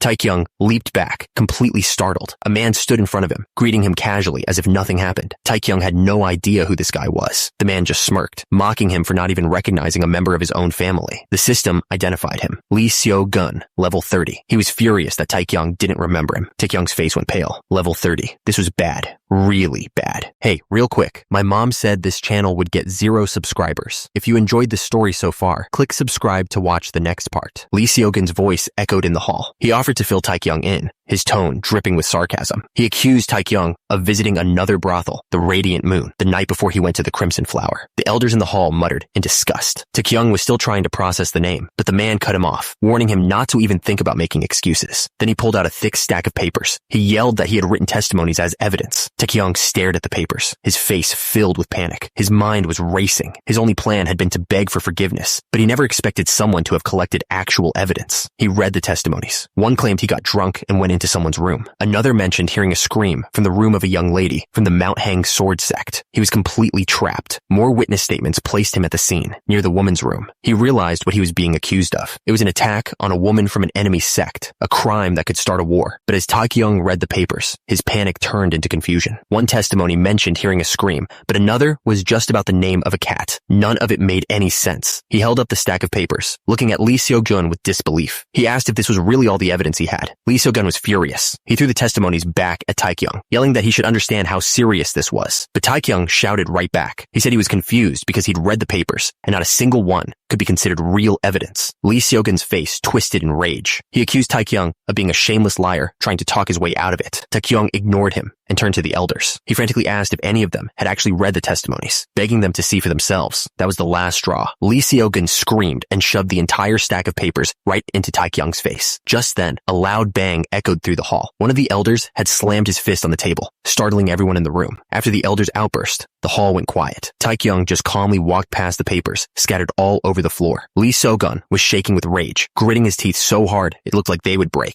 But Taekyung didn't seem to care. He turned back and casually told him he probably shouldn't be tossing his evidence around like that. He glanced down at the papers again. Something about this whole setup just didn't feel right. That was the last straw. Lee Seo-gun drew his sword, screaming that he was going to beat some sense into him. Taekyung was stunned, but as he watched the enraged man, he heard a familiar sound. A huge quest window appeared out of nowhere. It was a match quest. The system explained that his actions had brought consequences, and now he had to fight to defend his family's honor. The objective was simple: win the match. The system gave him 2 options: accept or decline. Taekyung couldn't believe it. It actually wanted him to fight that guy. Taekyung stared at the man. His level was twice as high. There was no way he could win. He looked at the failure penalty. It said severe injury, but at least it didn't say he would die. He wondered if he should just take the beating and get it over with, but that was too risky. Severe injury could mean anything. He decided to decline the quest, but the system sent a chilling warning before he could. Lee Seo-gun raised his blade, shouting that if Taekyung ran, the entire Jin family would pay the price. Suddenly, a hand slammed down hard. Someone yelled that he was being rude. It was one of the elders. He shouted that even if Taekyung's actions were terrible, Lee Seo-gun was going too far. Taekyung had no idea who these guys were. Lee Seo-gun was furious, demanding to know why they were looking down on the main family. Just then, the system flashed a new message. If he declined this quest, the Mount Hang sword sect would declare war on the Jin family. Not only that, Taekyung himself would be named an enemy of their entire faction. This was way bigger than just a duel. Taekyung wasn't surprised at all. He knew the system wouldn't just let him walk away from this. The option to decline was just an illusion. Inside the hall, the silence was deafening. Finally, one of the head elders spoke up, his voice booming through the hall. He told everyone to calm down, his eyes fixed on Master Lee. He said he would overlook the threat against the Jin family, calling it a poor choice of words. It was a clear warning. Master Lee flinched. The elder's power was obvious, and for a second, he looked genuinely scared. But he quickly recovered, clenching his fist. He insisted that it wasn't a poor choice of words at all. He shouted at them, asking if they really thought he'd come without any backing. He declared proudly that he was the first son of the Mount Hang sword sect, and more than that, His father, the sect leader himself, had given him full permission to exercise his power. This wasn't just his fight, it was the will of his entire sect. The elder stared at him, his expression unreadable. He asked Master Lee what he really wanted. Master Lee just repeated his demand for a match with Tak-young. Tak-young watched, a nervous sweat beating on his face. This whole situation was way bigger than just him now. The elder calmly poured himself a cup of water. He told Master Lee that wasn't what he was asking. He wanted to know his true purpose for coming here. A smug grin spread across Master Lee's face. He finally revealed his true intentions. He demanded that the Jin family give up their control over Taiyuan. If they agreed, he would overlook the whole incident. The hall erupted in anger. The elders couldn't believe his arrogance, with one slamming his fist on the table in fury. But the head elder was completely unfazed. He simply raised his cup and gave an one-word answer: declined. Master Lee tried to backtrack, suggesting they settle things with a match instead. The elder cut him off immediately, declining that offer as well. Master Lee looked confused. He clearly didn't expect to be rejected so completely. But then his expression changed. With a twisted grin, he said there was only one thing left to do. He declared war, right there in the middle of the hall. He threw the written testimonies on the ground. The threat hung in the air, and the entire room went silent. With his job done, Master Lee turned and walked away, leaving Tak-young standing there in shock. Tak-young let out a long sigh. This was all because of him. The elders immediately turned on him, their voices filled with anger. He just stood there, completely drained, as the weight of a coming war settled over the room. He stood there, completely cornered. The weight of a war rested on his shoulders. Then, his voice cut through the silence. He told them he'd do it. The elders were stunned. They looked at each other, unable to believe what they just heard. Even Master Lee, who was about to leave, froze in his tracks. No one knew how to react. He looked down, clenching his jaw. This definitely wasn't how he expected things to go.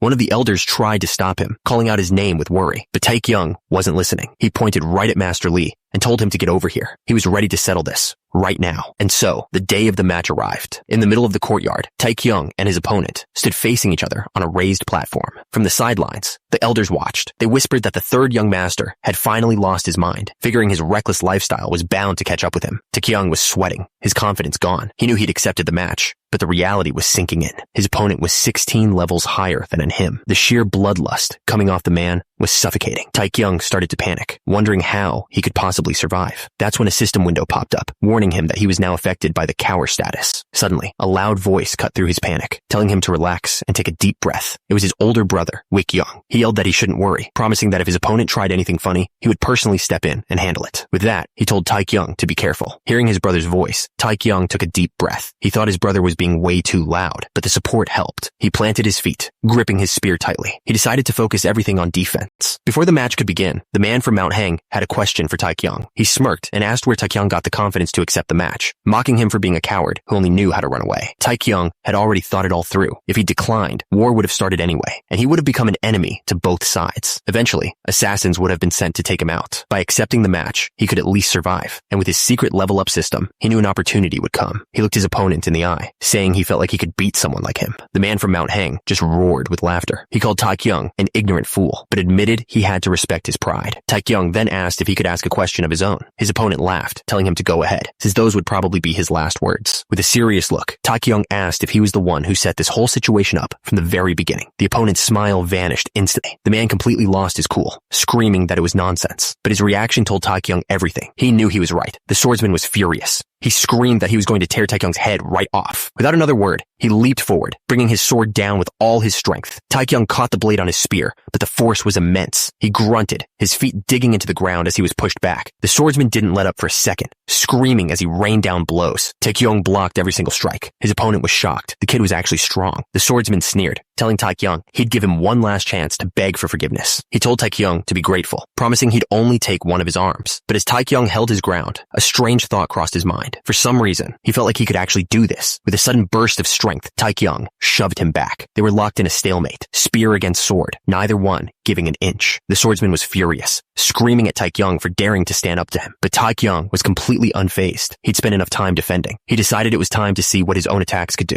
With a quick move, he slammed the blunt end of his spear right into the man's face. The entire hall gasped. No one had expected that. The swordsman staggered back, completely stunned. Tak-young didn't give him a single moment to recover. Wiping the blood from his lip, the swordsman grinned. He admitted Tak-young's attacks were good, but he warned him that this was the end of the line. The swordsman told Taekyung he was in big trouble now. Taekyung just looked back at him, confused. But then, a terrifying grin spread across Taekyung's face. He promised to beat the man senseless. That's when a system window popped up. The status effect that had been holding him back, power, was finally gone. The swordsman thought back on his life. He had been training with a sword since he was a little kid. He wasn't a natural genius, but through pure effort, he became a first-rate warrior and the pride of his sect. His plan was simple. Use Taekyung's terrible reputation to force the Jin family into a corner and take their power. He thought he had them trapped. No matter what they chose, a match, a war, or backing down, their reputation would be ruined. But something was happening that he never expected. He stared in disbelief, sweat pouring down his face. He couldn't understand what was going on. Before the swordsman could even react, Taekyung flew through the air and brought his spear down with incredible force. The impact sent the man flying backward, his sword knocked from his grip. He hit the ground hard and tumbled across the floor, completely defeated. Taekyung slowly walked towards the fallen swordsman. The man struggled to get up, barely holding on to his weapon, but he wasn't finished. Gritting his teeth in pure rage, the swordsman screamed and swung his blade with everything he had left. Taekyung just tilted his head, easily dodging the desperate attack. He blocked the sword with his spear, then slammed the other end into the man's stomach. Before he could even react, Taekyung smashed him right in the face. Watching from above, the elders from the Mount Hang sword sect were completely stunned. Their shock quickly turned to anger. One of them gripped the hilt of his sword, ready to jump in. They all stood up, knocking over their table in fury. The head elder roared that the match was now void. The people watching from the sides were completely stunned. One of the men couldn't even believe what he was seeing, wondering if it was all a dream. It just didn't make any sense. The heir of the Mount Hang sword sect, Lee Seo-gun, was getting completely destroyed, and the one doing it was the third young master, a guy who was supposed to be a nobody, barely a third-rate warrior. One of the women watching had seen him training non-stop for days. But martial arts wasn't something you could master in such a short amount of time. Everyone was just trying to process what they had witnessed. That's when a loud crash broke the silence. The Mount Hang guards were furious. They drew their weapons, demanding the match be stopped and officially nullified. They started shouting accusations, claiming the Jin family must have used a dirty trick. To them, it was the only way their master could have lost to someone like Taekyung. But their protest was cut short. Before they could do anything, one of the guards was slammed face first into the floor, completely knocked out. The other guards couldn't believe what was happening. That's when a Jin family elder stepped forward, furious. He demanded to know what nonsense they were spouting. He didn't wait for an answer. He grabbed the guard and smashed his head right into the floorboards. The other guards froze, their anger instantly replaced by fear. The elder glared at them. He reminded them that this match was their idea and ordered them to sit down and wait for it to be over. With the situation handled, he turned and walked away. He approached Wik-young, who looked worried about the consequences. The elder simply put a hand on his shoulder and told him not to talk. One of the Jin family members watched with a huge grin, thinking this was the greatest moment of his life. Back in the arena, the two fighters faced each other again.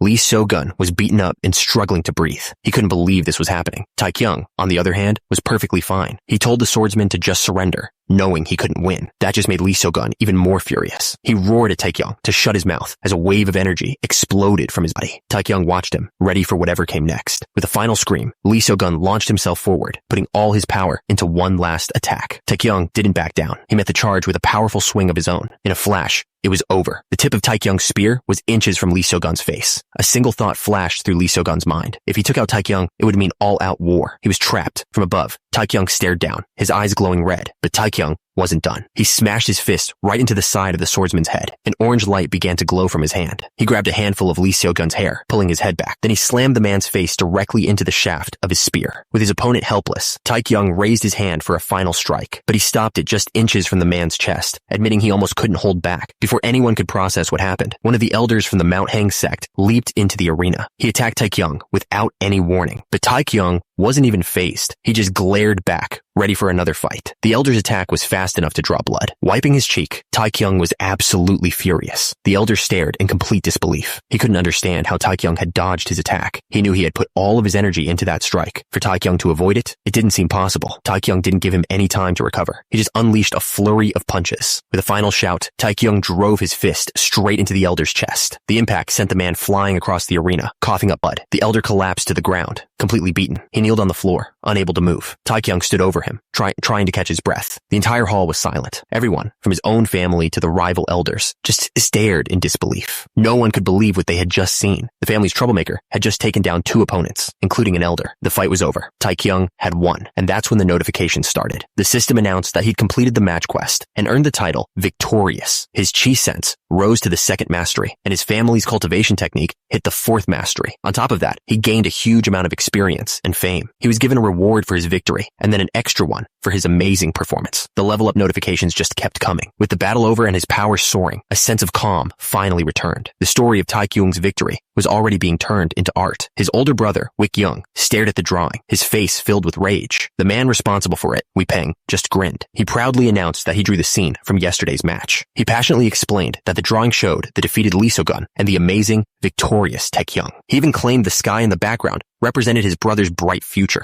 Wee-peng asked for praise, but Wik-young snapped. He grabbed him and screamed that with all the work they had, he'd spent the entire day on one picture. But Wee-peng wasn't bothered at all. He just pulled out another drawing he'd made. He explained this one was about what happened after the match. It showed the young hero, unsatisfied with his win, begging to go back to training. Wik-young let out a long sigh. Looking at the piles of work, he had to admit, he was truly surprised by his little brother. Wik-young pointed out the window, still marveling at how much the third young master had changed. Wee-peng agreed, admitting he was just as surprised. He got emotional, saying he never thought a day like this would come. He felt his little brother had finally become a divine hawk. He threw his arms wide and yelled dramatically at Wee-peng, asking if he could hear the strong flaps of Taekyung's wings. Wee-peng just stared back, completely unimpressed. The dramatic moment passed. Suddenly, a messenger pigeon landed on his hand. He carefully removed the small tube tied to its leg. Wik-young unrolled the paper. As they both read it, their expressions turned grim. Meanwhile, Lee So-gun was replaying the fight in his mind. He remembered lunging forward, throwing everything he had into one final punch. But it wasn't enough. He let out a scream. Turns out, he was just lying in bed, covered in bandages and breathing hard. He was being carried away in a carriage, far from the Jin family's home. He gritted his teeth, the humiliation eating him alive. He couldn't accept it. He had lost to someone he thought was complete trash. He slammed his fist into the wall of the carriage, unable to control his anger. The guards outside were startled by the sudden noise. He swore he would get his revenge on Jin Taekyung, no matter what it took. Suddenly, a man's voice barked at him to stop wasting time and get going. Lee So-jun was confused. That's when he heard a different, colder voice agree that he should get going. He whipped around and saw a dark figure with glowing red eyes standing right behind him. Before he could even react, the figure grabbed him. He tried to speak, but couldn't get the words out. The hooded figure explained that letting him return to the Mount Hang sword sect would cause problems for them. This wasn't a rescue. It was an ambush. Lee So-gun could barely get the words out. He tried to ask what the figure wanted from him. The hooded figure just smiled. He suggested that before going back to his sect, Lee So-gun should first make a stop at the Northern Mounds, a burial site. Then, he pushed the needle in. Lee So-gun collapsed, reaching out one last time, begging for someone to save him. But no one was there to help. He hit the floor hard. The hooded figure laughed as he said his goodbyes. Lee So-gun was gone. Far away from all that, in a quiet training hall, a fire burned brightly. Unaware of what had just happened, Jin Taekyung was deep in meditation, focusing all his energy on getting stronger. He sat there, replaying the entire fight in his head. He needed to understand how he'd won against a first-rate warrior like Lee So-gun. He looked over his stats. He'd poured everything into strength, stamina, and agility. He figured that must have given him an edge. But it wasn't just about the numbers. He'd been fighting for his life for years back in his own world, and that experience mattered. Putting it all together, it made sense. He was strong enough to take down a level 30 warrior, but something still bothered him. He remembered how he had to land so many hits, while Lee So-gun just took them. But just one of his opponent's attacks, even a glancing blow, was almost enough to finish him. That's when he understood. The real difference between them was their chi. He let out a slow breath. He still had a long way to go. As he finished his training, a series of notifications popped up. The system told him his training was complete and that his internal energy had increased. He immediately decided to check his character profile to see the results. He let out a sigh. The system said his chi had increased, but the number was still the same as before. He was level 17, but his job title was still second-rate warrior. He got angry. He'd just defeated Lee So-gun, a first-rate warrior. So why was he still stuck at a lower rank? That's when he remembered the only thing his opponent had over him was the strength of his chi. He started doing the math in his head. Based on Lee So-gun's age, he figured the man must have had around 20 years worth of chi. The realization hit him like a ton of bricks. His main quest, the one that would let him finally log out, required him to reach the first-rate realm. If that meant having 20 years of chi, he'd have to double his current amount. The task felt impossible. He was furious. He'd been circulating his chi perfectly, but nothing was happening. His frustration boiled over, and the sound of something crashing echoed around him. He collapsed onto the tiled floor, letting out a long sigh. He wondered if he needed to find some spiritual pills to force his energy to grow. He pictured his older brother's affectionate face. He was pretty sure Wik-young would give him a pill if he just begged for it, but he knew that might not be enough. He pushed himself up, thinking about his other options. His expression hardened. If the pills didn't work, he'd have no choice but to consume that dangerous chi he'd been holding on to. He'd been avoiding it because the risk of chi deviation was huge. One wrong move, and his body could be torn apart from the inside. But after a week with no serious problems, he felt like he had to take the chance. He stood up, rubbing his head. So, he had a plan for his chi. But now, he had to figure out how to raise his fame. Just then, a familiar sound echoed in his head. The system announced that a rumor about the Jin family family's sleeping dragon had started to spread. Because of it, his fame had already risen by 10 points, with more to come as people started to believe it. He was totally confused. He had no idea who the sleeping dragon was supposed to be. Then, more notifications popped up, and his fame just kept climbing. He couldn't believe it. Later that night, things were set in motion. In another part of the estate, a group of men had been gathered. They were annoyed, complaining about being called together so late without any explanation. One of them sneered that the lesser family head was too young and didn't understand proper manners. He guessed Wick Young was finally deciding to take his position seriously. Another man pointed out that Wick Young was only acting this way because his biggest weakness was gone. With the third young master suddenly so strong, the elders couldn't use his bad reputation against his brother anymore. The men whispered amongst themselves. One even suggested it might be a good time for the head elder to take over the family, but he was quickly told to be quiet. Just then, two figures walked into the room. The elders immediately fell silent, pretending to be calm by sipping their tea and clearing their throats. The two men who entered took their places. The elder sat at the head of the table, his expression serious. The room was completely silent. He thanked everyone for coming so late at night. He was just about to explain why he had gathered them all when another elder cut him off. He guessed it was about the Mount Hang sword sect. The leader's eyes widened. He couldn't believe he knew. Suddenly, the sound of footsteps echoed from the doorway. In an instant, every single elder in the room shot up from their seats. They all bowed deeply as an old man with a long white beard walked in. They were showing their respect to the eldest senior. His presence immediately changed the feeling in the room. This was clearly the man in charge. The elders were furious, shouting and pointing. The room was filled with accusations. But while all the others were losing their temper, the head elder just sat there, watching everything unfold in silence. Then, Jin Taekyung was brought into the room. He was the reason for all this anger. The head elder stared down at Taekyung, his expression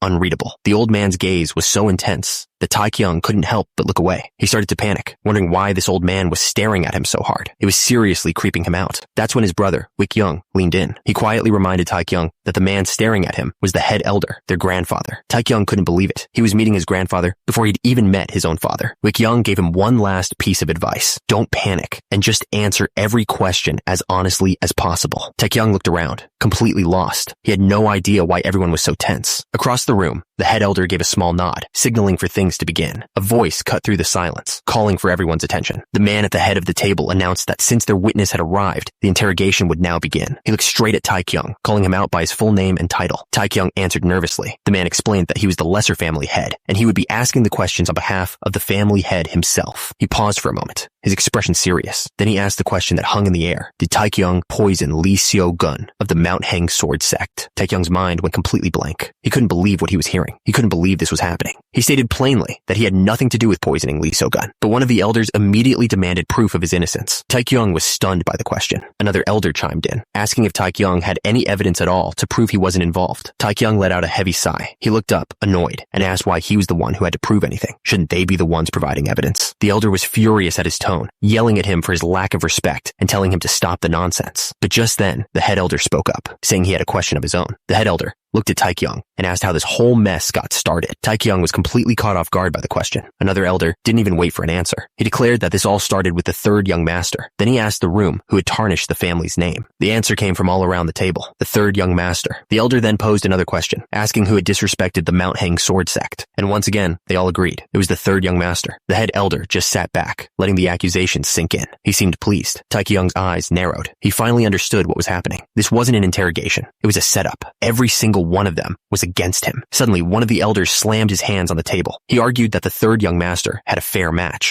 Another elder immediately shot back. He laughed at the idea of a fair match, claiming Taekyung must have used poison. The first elder insisted that Taekyung said he didn't do it, but the others just scoffed, saying of course he'd deny it. Then, one of the men spoke up with a crucial piece of information. He said he personally examined Lee Seo-gun's body and found no signs of poison, but another elder just brushed it aside, suggesting they could offer up Taekyung's life to prevent a war. Wick Young couldn't believe what he was hearing. The bearded elder was furious, yelling at the man for daring to suggest such a thing. But the other elder was completely unfazed. He asked if he was wrong, reminding them all that the Mount Hang sword sect was far stronger than their family. He painted a grim picture of what a war would mean. Hundreds of their people would be lost, and in the worst case, the entire family could be destroyed. He pointed right at Wick Young and said all of it could be avoided. All they had to do was hand Taekyung over. The room fell completely silent. The tension was so thick you could feel it. The elder who suggested the sacrifice just smirked, clearly enjoying the chaos. But then, another man leaned forward, his voice low and dangerous. He demanded to know if they were really suggesting they offer up Taekyung's life without any proof. His eyes were filled with fury. He asked if that was something a lord of their family should ever say. His hand clenched into a tight fist. He was clearly fighting to control his anger. He took a deep breath, trying to calm himself down. Wikyung watched, sweating nervously. The eldest senior remained silent, his expression unreadable. Wikyung finally spoke, his voice cutting through the tension. He reminded them that the match was fair, and the poisoning was obviously a setup. He said they all knew it was the truth. The other elders just coughed and looked away, refusing to meet his eyes. Wikyung pressed on, asking if they were really going to surrender out of fear. He warned them that the Mount Hang sword sect had already drawn their swords. He told them it was already too late to stop what was coming. War was here. His voice was like steel. He said there was only one thing they could do now: fight back. He looked around the room, his gaze landing on each of them. He asked if they wanted to live, if they truly wanted to protect the family. If that was what they really wanted, he told them, then they needed to gather their men and prepare for battle. Then he offered them another choice. They could still go ahead and try to offer his brother's life to their enemies. His eyes were burning with rage. He told them that was a fine plan if they wanted to live the rest of their lives as shameful traitors. The room was dead silent. Wikyung's words hung in the air, a direct challenge to every elder sitting at the table. Suddenly, the silence was broken by a slow, steady clap. The eldest senior was impressed. Everyone turned, surprised by the sudden noise. The elders looked at each other, unsure how to react to this sudden turn. Turns out, Taekyung was watching from the shadows. He knew things were about to get serious. The real boss had finally shown up. One of the elders turned to the eldest senior. He admitted he'd always seen Wikyung as just a boy, but now he saw a true leader. He bowed deeply, saying, "This is how the lesser family head should act." He apologized for his past careless behavior. The eldest senior just smiled and placed a hand on his shoulder. He told the man there was nothing to apologize for. The eldest senior continued, explaining that it's just common sense to come together and fight off any enemies at their door. But then, his voice turned to thunder. He was furious that the core figures of the family would even talk about offering up one of their own to stop a war. Taekyung was completely lost. He had no idea what was happening. One of the elders tried to explain himself, stammering that the senior was mistaken. But the old man ignored him, stating that before any war, the family must first be united. Then he turned to the elder, who had apologized earlier. He suggested that if they needed to offer a head, they should offer his instead. The man's face went pale with shock. Watching from the side, Taekyung couldn't believe it. He was trying to figure out why on earth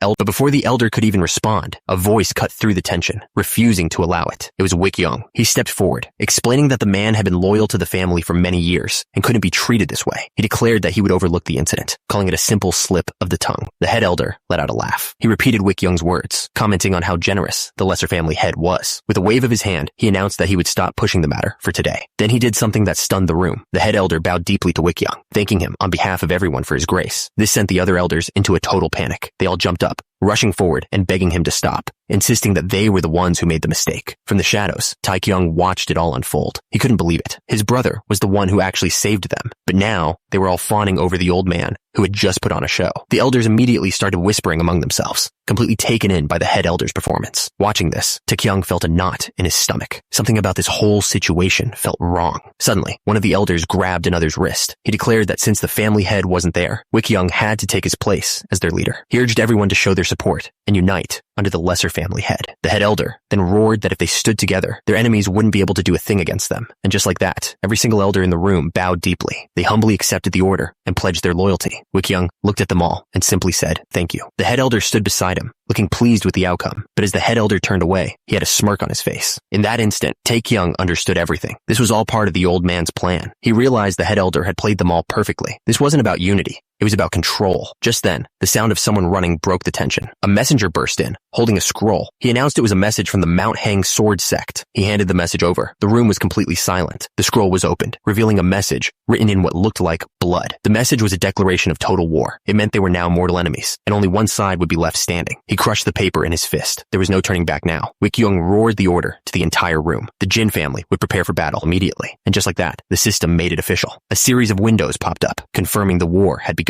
A new main quest appeared, War. With the order given, the entire Jin family began to move. Messages were sent out by bird and by horse, carrying the news across the land. The family's warriors didn't waste a second, immediately riding out to assemble. The order echoed everywhere. All warriors of the Jin family were to gather at the main house at once. Taekyung read the quest details. The objective was simple: make the Mount Hang sword sect surrender or destroy them completely. But the rewards and the penalty for failure were a total mystery. He just stared at the quest window, completely unimpressed. He couldn't believe it. All he wanted was to get a little stronger, and now he was stuck right in the middle of a full-blown war. After the meeting, Wick Young offered Taekyung a drink, telling him he must be tired. He put a hand on his brother's head, reassuring him that this was always going to happen and that none of it was his fault. Taekyung took a sip, thinking to himself that of course it wasn't his fault. He then asked his brother what was really on his mind. Wick Young confessed that he couldn't figure out what the head elder was really planning. The head elder's behavior reminded Taekyung of a shady politician. He asked Wick Young to explain what kind of person the old man really was. Wick Young explained that the head elder was a martial master of the highest level with incredible knowledge. He warned that people like him were considered the most dangerous in the world of Muram. Taekyung was shocked. He couldn't believe the head elder was that powerful. Wick Young continued,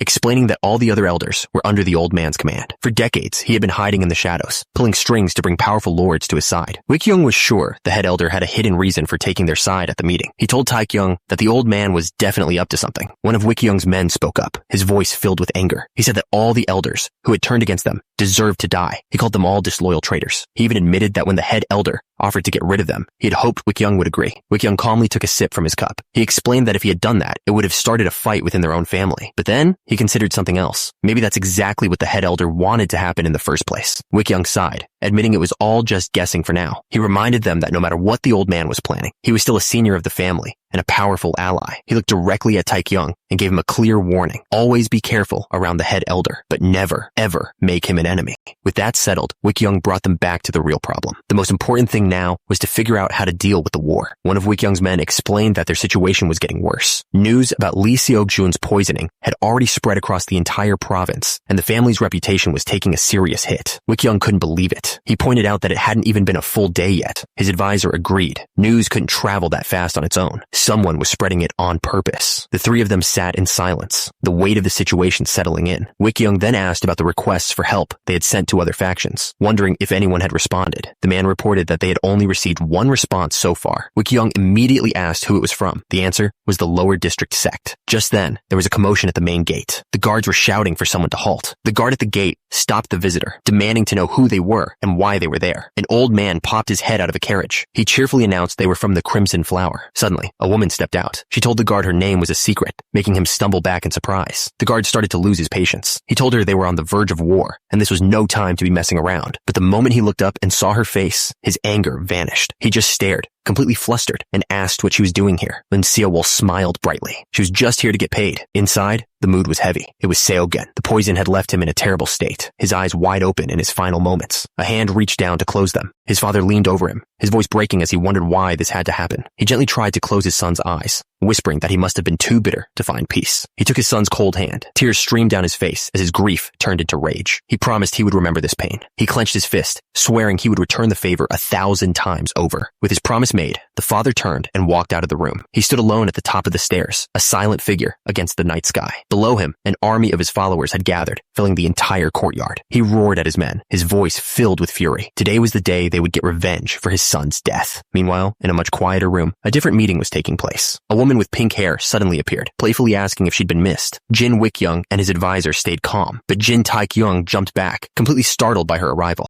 He stared at her, completely stunned. It was Wolhwa. He remembered her all too well from his first day in this world. Wolhwa teased him, asking if he remembered her. Taekyung's mind was racing, trying to figure out why she was here now. Of all times. From the side, Wick Young looked down at his brother, noticing his sudden panic. Taekyung immediately started waving his hands at his brother. He insisted it wasn't what it looked like, and that he didn't even know who she was. Wolhwa cut in, playfully twisting his words and calling him adorable. But then, she got to the point, stating that she was there on business. Taekyung completely lost his cool. He grabbed her and yelled that he had no idea who she was, and that she needed to leave immediately. He tried to physically throw her out of the room, but she didn't even move an inch. He pushed with all his might, but it was like trying to move a wall. He couldn't understand why she wasn't budging. That's when Wick Young stepped in, his face looking tired. He ordered Taekyung to stop what he was doing and pay his respects. His brother then explained who she was. She was the Shanxi branch leader of the lower district sect. Taekyung froze instantly. Taekyung's blood ran cold. He had just tried to physically throw out the leader of a major sect. Wolhwa just smirked, clearly enjoying his panic. That's when the system window popped up, showing her name was Yoon Seowol, and her level was 50. It all made sense now. No wonder he couldn't even make her budge. She sat down and formally introduced herself as Wolhwa, the Shanxi branch leader of the lower district sect. Wick Young and his men immediately bowed, introducing themselves with the proper respect. But Wolhwa looked away, saying she was having a hard time hearing a certain someone. All eyes turned to Taekyung. He finally mumbled his own name, looking like he wanted to disappear. She greeted him cheerfully.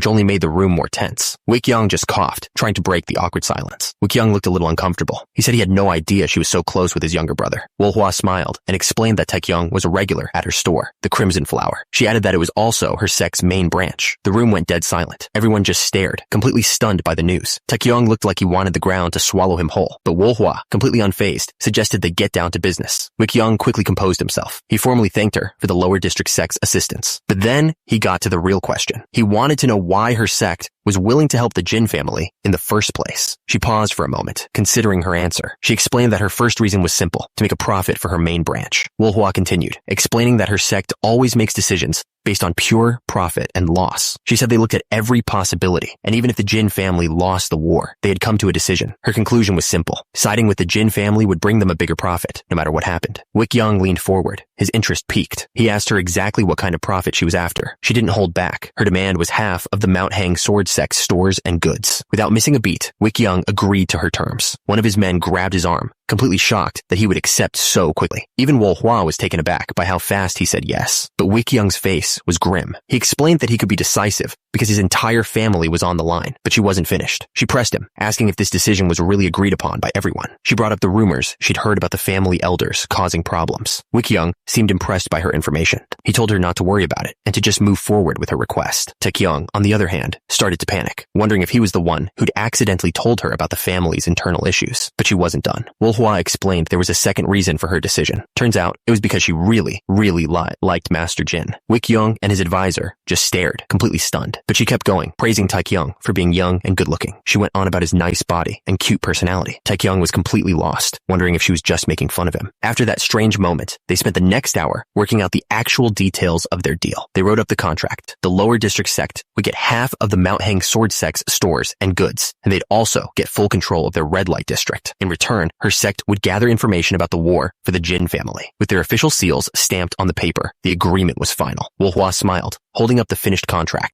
Family. With their official seals stamped on the paper, the agreement was final. Wolhwa smiled, holding up the finished contract. She reached out her hand to Wikyung, confirming that their alliance was now official. Wikyung reached out his hand, telling Wolhwa that he was counting on her. They shook hands, making it official. The system announced that the Jin family and the lower district sect had formed an alliance that would last until the end of the war. With the deal done, Wolhwa bowed deeply and thanked Wikyung for his help before preparing to leave. As she walked away, Wikyung told her it was nothing. Taekyung and the advisor bowed respectfully. She said one last goodbye as she headed for the door. But then she suddenly spun around and grabbed Taekyung. She yelled, demanding to know why he wasn't going to see her off. Taekyung was completely flustered and asked why he should have to. Wolhwa just gave him a sneaky grin. She leaned in close and whispered something in his ear. Whatever she said, it made Taekyung's face go pale. Even Wikyung leaned in, trying to overhear what was going on. Taekyung's face turned bright red. Even Wikyung, who had been trying to listen in, looked completely flustered. Wikyung suddenly grabbed Taekyung, shouting and demanding to know if what she said was true. Mortified, Taekyung quickly agreed to see her off. As he walked away, his older brother just laughed, calling after him. Later that night, things grew quiet, but Taekyung couldn't calm down. He kept trying to tell himself that this was all just a game. He desperately tried to believe that it was all just graphics and illusions, that none of it was real. Nearby, an elder was speaking to the others gathered around the bodies. He said that in war, both winners and losers suffer the same losses. He continued, saying the enemy leader was a vagabond who understood war. He argued that the way he treated the young fighters was a reflection of that harsh experience. The warrior cut him off, his voice tight. He told the elder to be careful with his words, reminding him that these kids were part of their family. But the elder didn't back down. He stated that those kids were no different than warriors, and that countless more deaths like this were coming. He added that for all they knew, it was probably happening as they spoke. The warrior, Wikyung, turned on the head elder, his voice full of rage. He accused him of knowing exactly what was going to happen to those kids. The two of them stood in a tense silence, the weight of the moment hanging between them. The elder calmly began to explain. He listed the names of the towns near the Mount Hang sword sect's territory, pointing out that those were the only places the enemy could have possibly struck first. He told Wikyung that he was fully aware of this fact. He knew a messenger pigeon would do nothing, but he sent one anyway out of his own guilty conscience. But the elder wasn't there to scold him. He said that despite the guilt, Wikyung had made the right choice. Wikyung stammered, but the elder continued. He reminded him that the war had just begun and everything has a price. He told him to never forget that he is the lesser family head, responsible for the lives of all their people. Wikyung clenched his jaw, the words hitting him hard. He hated it, but he knew the elder was right. Wikyung's face was set with determination. He knew he had to stay focused, no matter what.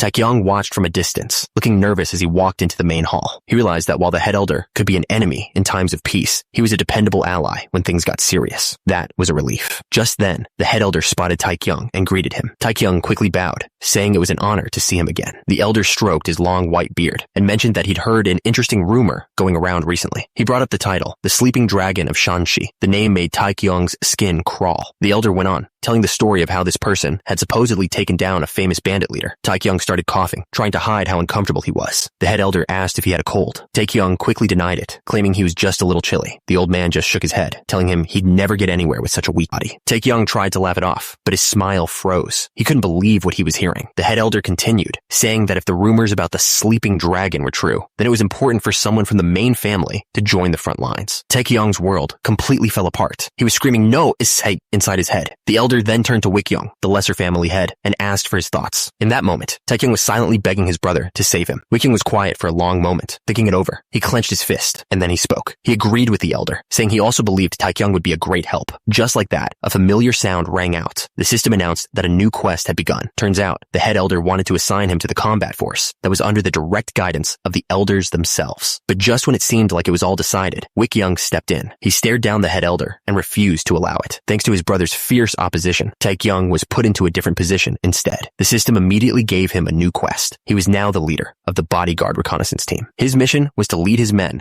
and earn 100 merit points in battle. He tried to reassure himself that a reconnaissance team shouldn't be too dangerous, but he couldn't get the image of the dead kids out of his mind. Even though he knew it was a game, their deaths felt too real. He wondered when the people in this world had started to feel so human to him. Looking at the 5 men he was assigned to lead, he could tell they were all pretty nervous. One of them, Han Yup, was incredibly enthusiastic, honored to be serving the sleeping dragon of Shanxi. And then there was Hyuk Mujin, a man who seemed to recognize him from before. Taekyung let out a quiet sigh. This was going to be complicated. He stood before his new squad, spear in hand. He introduced himself as Jin Taekyung, their new leader. With the teams formed, the preparations for war were now truly underway. Back at the Jin family home, the head elder waited, looking worried. An advisor reported that the teams, having left at noon, would reach their destination in about 2 days. When the advisor brought up Taekyung, the head elder defended him. He insisted that Taekyung had become a man and would be fine on the reconnaissance team. The advisor, however, didn't look convinced at all. Suddenly, the head elder pointed towards the window. A messenger bird was flying towards them. It was news from the lower district sect. The message was bad news. A man named Jopil, known as One Word, One Kill, had been spotted at Zhengyang with 40 of his warriors. The head elder was stunned. Jopil's forces were already at Zhengyang. If they broke through the next town, they would be right at the Jin family's doorstep. He realized some of the Jin family members still hadn't made it back. The thought of them running into a cruel man like Jopil was terrifying. The head elder panicked. He ordered Wei Peng to immediately take 50 men and head to Zhengyang for support. But then he froze. A bead of sweat ran down his face as a terrible thought hit him. He looked terrified as he asked where Taekyung's team had gone. The advisor's answer was exactly what he didn't want to hear. Taekyung was headed for Zhengyang. Meanwhile, far from the Jin family home, Taekyung was drilling his new squad. He shouted out his first command, telling them to spread out. The men scrambled to follow his orders, quickly regrouping and getting into line. He kept pushing them, yelling for them to get into formation. Finally, they stood as a single unit, shields up and swords at the ready. Taekyung watched them with a small smile. Considering how little time they'd had, he thought they were doing pretty well. They reminded him of the F-rank hunters back home, who didn't know the first thing about using mana. But these guys were actually better, since they could all use some form of chi. But just then, one of the men had clearly had enough. He slammed his shield into the ground, shouting that he couldn't take it anymore. It was Hyuk Mujin. He pointed right at Taekyung and demanded to know if he thought war was some kind of joke. He yelled that time was running out and they were just wasting it on pointless drills. Taekyung listened silently, arms crossed. He had to admit,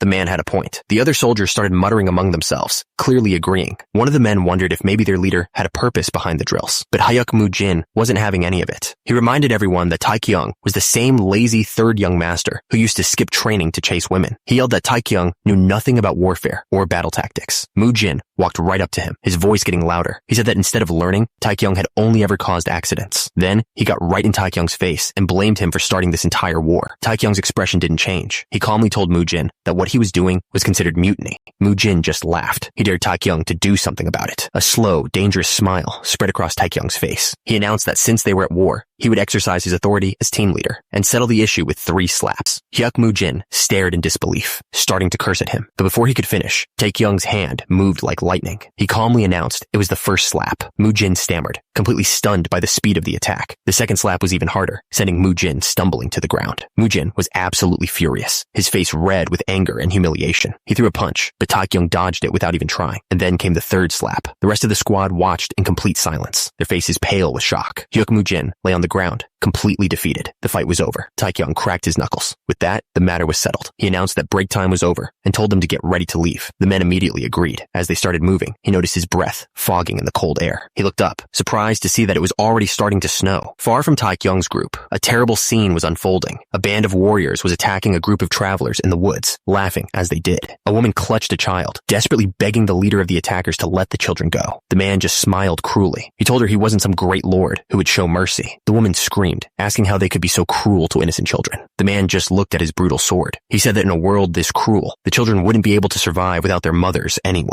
Her eyes widened in horror. She realized he had planned to get rid of all of them from the very beginning. The man raised his weapon, mockingly telling her he'd remember her final words. A moment later, it was over. The snowy ground was stained red. One of the men joked that the wild animals would eat well tonight. His partner corrected him, saying they would be celebrating as well. The leader grinned. He said that if everything went according to plan, they would earn 1,000 gold. Turns out, their real mission was to hunt down members of the Jin family. He asked if that was the last of them, but his man told him they weren't done yet. The leader was annoyed that some of their targets had escaped. His man reported that only 3 were left, a warrior and 2 kids. He then volunteered to go and deal with them himself. The leader grinned, pleased with the offer. He ordered his man to go and finish the job. Miles away, inside a small wooden shack, one of the men suddenly shot up. The entire squad was now awake, grabbing their weapons. Something was outside. One of them yelled and charged forward to attack, but he was sent flying back instantly. He landed hard and didn't move again. Turns out, Taekyung and his squad had stopped for the night. The weather was too bad to make it to Jungyang, so they took shelter in an empty shack they found. While they were waiting out the storm, one of the men nervously approached Taekyung. He hesitated for a moment, then asked if they could talk since they had some free time. Turns out, the entire squad was gathered behind him. They were all staring at Taekyung with these big, hopeful eyes. Taekyung was completely thrown off. He couldn't believe what he was hearing and asked if they seriously wanted more training. They all started nodding like crazy, their faces showing just how serious they were. A sly grin spread across Taekyung's face. He liked this new attitude. He yelled for them to grab their weapons and head outside, but he gave one specific order. Heokmu-jin had to stay inside. The men didn't hesitate. They stepped out of the shack into the freezing cold, surprised by how much snow had fallen. Leaning on his spear, Taekyung watched them go. He thought about how much they'd changed. At first, they hated the training, but now they were practically begging for it. Heokmu-jin watched from the doorway, pleased with how the training was going. But then he spotted something strange in the snow and called out to Taekyung. He'd seen a little kid. Taekyung peeked out, confused. He couldn't imagine why a child would be all the way out here in the mountains. But when he looked, he saw it too. A small figure, standing all alone in the blizzard. It was a little boy, shivering and looking terrified. The men started wondering who he was and what he was doing out here. Taekyung's expression hardened. Something about this felt completely wrong. This wasn't just some lost kid. A feeling of dread washed over him as he realized something big was about to happen. And just like that, the system confirmed his fears. A new, unexpected quest had begun. The system called it the Survivors of the Shojuo Region quest. Suddenly, the snowy mountain disappeared, and Taekyung was watching a memory. It was a peaceful day in a field, with the family relaxed under a blooming tree. A little boy spotted a flower growing by a rock and went to pick it. He ran back to his mother and gently placed it in her hair. He gave her the biggest, happiest smile. She smiled back, patting the boy, Sochan, on the head. But then the happy memory faded. Her expression turned serious, and she told him that no matter what, he had to survive. The boy just looked up, confused by her sudden change in tone. He didn't understand what was happening and just asked for his mother. His father joined in, both of them begging the children to survive. But the boy, Seo Cheon,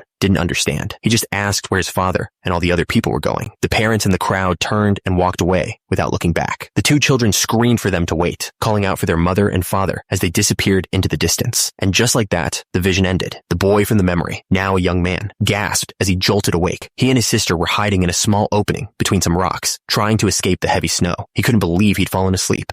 It had only been 5 days since he witnessed the attack. He remembered watching his father, all of his people being cut down. He felt like a coward, knowing all he could do was run. He swore to himself that he wouldn't let his guard down ever again. His sister, Seo Yul, woke up from the cold. She asked when they were going home to see their mommy. He gently blew on her hands to warm them up and promised they were almost there. He couldn't get the dream out of his head. The image of his mother felt too real. He had no idea what truly happened to her after they left. He tried to shake off a horrible thought about his mother. That's when he heard a rustling sound in the bushes nearby. He didn't hesitate. He jumped out of their hiding spot with his sword ready, yelling for whoever was there to show themselves. A hand slowly pushed aside the snowy leaves of a bush. Socheon's face was covered in sweat. He was ready to fight, but he was clearly terrified. But the man who stepped out wasn't an enemy. He put a finger to his lips, telling the boy to be quiet. It was their Uncle Gong. He told them he'd been getting worried. Then he gave them the bad news. They were being tracked and had to leave immediately. Seo Qian was shocked they'd been found so soon. Uncle Gong picked up Seo Yul, saying there was no time to waste. As they hurried through the snow, Seo Qian asked where they were going. His uncle told him their destination was Hengshui. Seo Qian tried to reassure himself, believing that even their monstrous pursuers wouldn't dare follow them to Hengshui. Behind them, the falling snow quickly began to cover their tracks. Soon, the path they had taken was almost completely gone, but they weren't alone. One of their pursuers had found the trail, and he wasn't alone. The rest of his squad appeared right behind him. Miles ahead, Uncle Gong pushed them onward, forcing their way up a steep mountain. That's when Seo Qian froze. He saw a fresh footprint in the snow, right in front of them. Their path was blocked. They had been cornered. Seo Qian's face was pale with fear. He asked if their pursuers had found them. Uncle Gong grimly confirmed it. About 10 men were closing in fast. Uncle Gong looked down, blaming himself completely. He said they should have moved faster before the snow started falling. But Seo Qian refused to let him take the blame. He drew a dagger, declaring that he knew martial arts too. If this was the end, he would die fighting. The small child on his uncle's back, Seo Yul, grabbed onto him, terrified. Seo Qian pushed his uncle's arm away, telling him to take Seo Yul and run. He promised he would hold them off and catch up later. But Uncle Gong refused. He looked back with grim determination, telling them not to worry. He announced his name, Gong Ya Chung,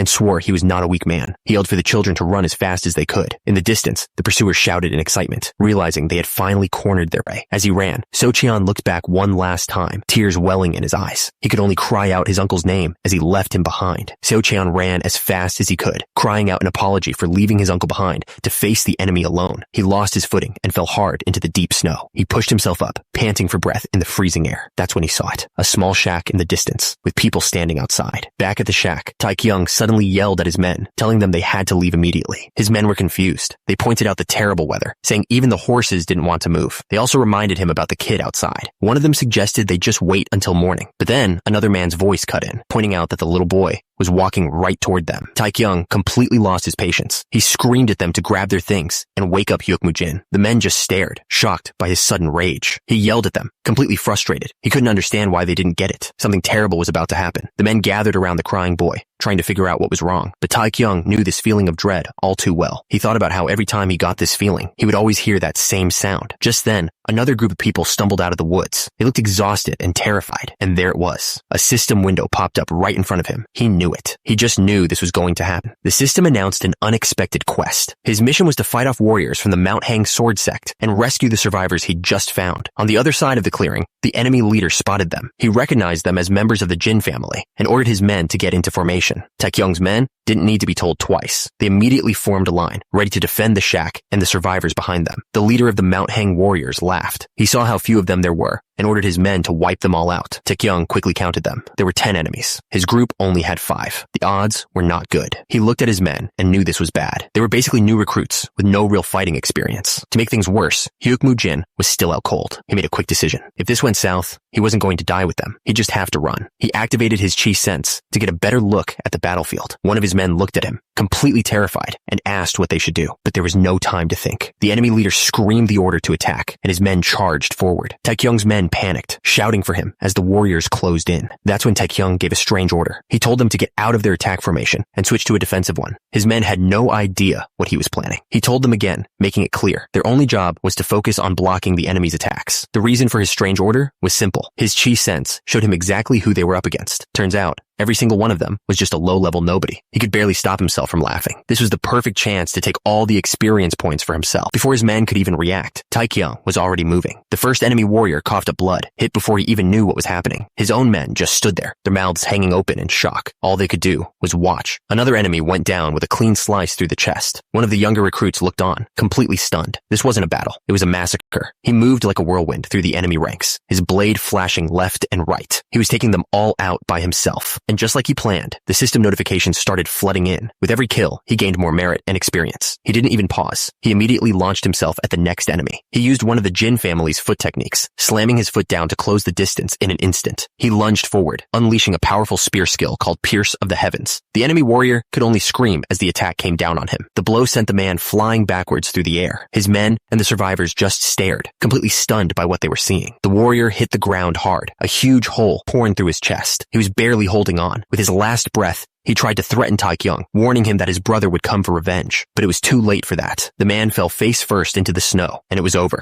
As soon as he fell, a green light started to glow around Taekyung. The system windows exploded all around him. He completed the quest, gained a ton of experience, and even leveled up. He felt incredible. As his vision slowly returned, he could hear a young boy's voice calling out a name. The children were crying, overjoyed to see that the man was okay. They rushed over and hugged the wounded man tightly. A moment later, the man stood and bowed deeply to Taekyung. He said he didn't know how he could ever repay such kindness. Taekyung just smiled and told him not to be so formal, that he only did what was right. Of course, he was really just thinking about the quest he'd been forced to complete. The man was impressed, saying Taekyung was not only skilled, but humble. He introduced himself as Gong-ya Chung. Taekyung brushed it off as luck and asked what had happened to them. Gong-ya Chung paused for a moment, his face growing serious as he prepared to explain. He said it all started about 5 days ago. By the time a messenger bird arrived with news of the war, their district was already under siege. He explained that about 100 mercenaries, hired by the Mount Hang sword sect, had attacked their home, burning everything and taking out anyone who stood in their way. The district leader and his warriors stayed behind to buy them time. It was just enough for them to get the women and children out through a secret passage. But when the mercenaries found out they'd escaped, they immediately started hunting them down. The room was quiet as everyone took in the terrible story. Taekyung broke the silence, asking the most important question. How many pursuers were there? Gong-ya Chung said he wasn't sure, but he'd heard there were about 30 of them, led by a man named Jo Pil. One of Taekyung's men couldn't hide his fear. 30 enemies was a huge number. The soldier insisted they needed to leave immediately, but Taekyung cut him off, saying they weren't going anywhere. They were going to wait right here and fight. Gong-ya Chung was completely baffled. He couldn't understand why Taekyung would choose to stay and fight against such a large force. One of Taekyung's men exploded with rage, screaming that they had to wipe out every single one of the mercenaries. But behind him, Taekyung was just thinking about all the experience points he was about to get. The young boy from the survivor group was completely fired up. He shouted that a great master like Taekyung could definitely tear those monsters apart. Taekyung put a hand on the boy's head and promised he would get revenge for them. He swore he would take care of every single one of the pursuers. As the boy bowed deeply in gratitude, Gong-ya Chung's voice cut through the air. He warned them that Jo Pil was a martial master who had reached the peak realm. The boy looked confused, wondering what level up meant. Gong-ya Chung went on, explaining that Jo Pil wasn't just strong. He was one of the few masters in the entire province to have reached that level. He said that the moment his own leader saw Jo Pil, he knew they had no chance. He ordered them to run because no one had ever survived an encounter with that man. He finished by saying that Jo Pil was also known for being incredibly brutal. The news hung heavy in the air. Hearing about Jo Pil completely changed Gong-ya Chung's attitude. He turned to the young boy, So Cheon, with a new plan. He started sweating, saying it was more important to get the kids back to the main family. He even claimed he was injured from the last fight, trying to find any reason to leave. But Seo Cheon wasn't buying it. He just stared at the man, completely unconvinced. So Gong-ya Chung put on a show, bending over and claiming he had serious internal injuries. The boy jumped back, startled by the sudden act. With his excuse made, he immediately started shouting for everyone to get ready to leave. He was desperate to get them all moving before it was too late. But Seo Cheon ran straight to Taekyung and grabbed onto his leg, begging the man he called his savior not to go. Another one of the survivors, a man named Ho, tried to rush them along. He told Seo Cheon to save it for later and just hurry up. That's when Gong-ya Chung realized something. He turned to Taekyung and apologized for not asking his name sooner, especially after he'd saved all their lives. Gong-ya Chung looked at Taekyung with respect and asked for his name, calling him their great savior. Taekyung started to introduce himself, but then he stopped. A sudden thought hit him. He realized that this whole mess happened because of him. If they found out his real name, they might see him as the enemy. But before Taekyung could think of what to say, the man named Ho completely lost it. He screamed his own name, then directed a furious curse at Jin Taekyung. The man's face turned red with anger. He was ready to fight. The boy looked confused, but Gong-ya Chung's eyes went wide. He finally understood who their real enemy was supposed to be. Without any warning, Ho launched himself into the air, aiming a powerful strike right at Taekyung. Far away, in a field of snow, a single sword stood alone. A man lay frozen in the snow. From the looks of it, he'd been there for a while. Then, a group of warriors appeared, standing over the body. Their leader just looked down, taking it all in. A strange grin spread across his face as his eyes began to glow red. He found the whole thing very interesting. A lone rider pushed his horse through a snowy mountain pass. Turns out, he wasn't alone. A whole group of warriors was riding hard right behind him. They were running from a man known as one word, one kill, Jo Pil. He had a reputation for asking his opponents a single question before brutally finishing them off. The leader knew he couldn't let that monster get to his target. He had to find the third young master first. He pushed his horse to go even faster. He knew that if he failed, he wouldn't be able to face his lord. Meanwhile, the tracks of a single person were left in the snow. It was a spear user, and from the looks of it, he didn't make it. Jo Pil looked over the bodies. He could tell they were all taken down in a single strike. He was especially interested in the final attack, the one that went straight through Hulk Sando's chest. He wondered who could be this powerful. Was it a master from the Jin family, or someone completely unknown? Either way, he didn't care. A grin spread across his face. This hunt was going to be fun. The field was littered with bodies. As one man ran for his life, Jo Pil and his followers began their pursuit. Elsewhere, a warrior bowed to his leader, ready to give a report. The leader just told him to speak. The man reported that he'd spotted a group of 7 or 8 people. One of them was injured, and they were all heading towards Taiyuan on foot.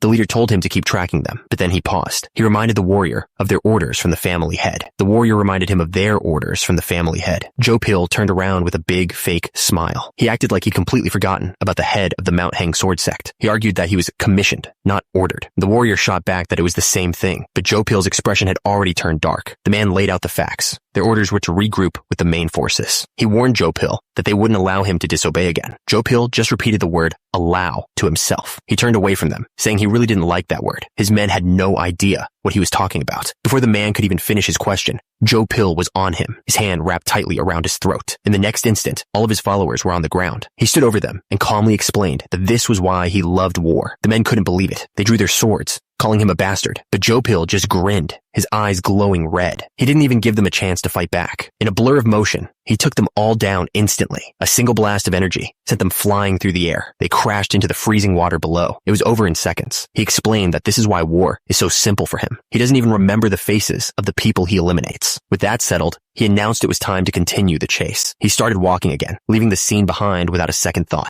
Far away, the group they were hunting was struggling through the deep snow. They were exhausted, but they kept moving. They kept pushing forward, pulling themselves through the harsh, snowy landscape. That's when they spotted it, a cave hidden in the side of the mountain. It was the shelter they desperately needed. They decided to take shelter there for the night. Inside the cave, most of the men were already fast asleep, completely worn out, but the children couldn't sleep. They were shivering from the cold, holding each other tightly for warmth. Seeing this, someone quickly started a fire. Jin Taekyung sat by the flames with one of the other men. They didn't say a word, just watched the fire crackle. The man looked out from the cave entrance, relieved. He pointed out that it was the perfect hiding spot, sheltering them from the snow and keeping the light from their fire from being seen. The man broke the silence with a nervous laugh. Taekyung was getting worried. He wondered if this man knew he was from the Jin family, the very people at the center of this war. But the man hadn't said a word about it, so Taekyung figured he was the only one stressing out. The man, on the other hand, was furious with himself. He blamed someone named Hyukmu Jin for spreading rumors and decided he should have never listened to them in the first place. He finally spoke up, telling Taekyung about the rumors he'd heard. He said people claimed Taekyung was lazy, arrogant, and knew nothing about martial arts. But after just 2 days, he knew that wasn't true. The Jin Taekyung he was seeing was nothing like the person from the stories. He paused for a moment, gathering his thoughts. The man admitted that if the rumors about Taekyung were wrong, it made him question everything he'd heard about the war with the Mount Hang sword sect. Taekyung's heart sank. Turns out the man knew who he was the whole time. With everything out in the open, they just sat there in silence. The crackling fire was the only sound in the cave. The man suddenly called out to Taekyung, who immediately turned his attention to him. He tried to say he had a request, but a violent coughing fit cut him off. Taekyung didn't understand what was happening. When the man pulled his hand away from his mouth, it was covered in blood. Taekyung's eyes went wide. He leaped to his feet, shouting and demanding to know if the man was okay. The man just stared at his own hand, breathing hard. Leaning on Taekyung for support, he gasped that their enemies had laced their weapons with poison. Taekyung was furious, asking why he hadn't said anything sooner. He explained that the poison must have been cheap because its effects were weak at first. But by the time his condition got worse, it was already too late. Taekyung realized just how bad things were. He frantically tried to think if he had any kind of antidote that could help. Taekyung frantically scrolled through his system inventory, looking for anything that could work as an antidote. He checked his pills and other items, but none of them had any healing properties. He realized with a sinking feeling that all he had were weapons. He was completely helpless to save the man's life. That's when Master Jin called out to him. Taekyung snapped out of his panic, startled. The man knew he was running out of time. He asked Taekyung to take care of the kids, entrusting them to him. Taekyung stared back, understanding the weight of the man's final request. The system turned the man's dying wish into an official quest. The objective was to escort the kids, Seo Chun and Seo Yul, back home safely. But the most shocking part was the reward. There was none, so they left. As Taekyung trudged through the snow with one of the kids on his back, he tried to convince himself he'd made the right call. He told himself the man was just an NPC, a character in a game designed to die from poison and hand out a quest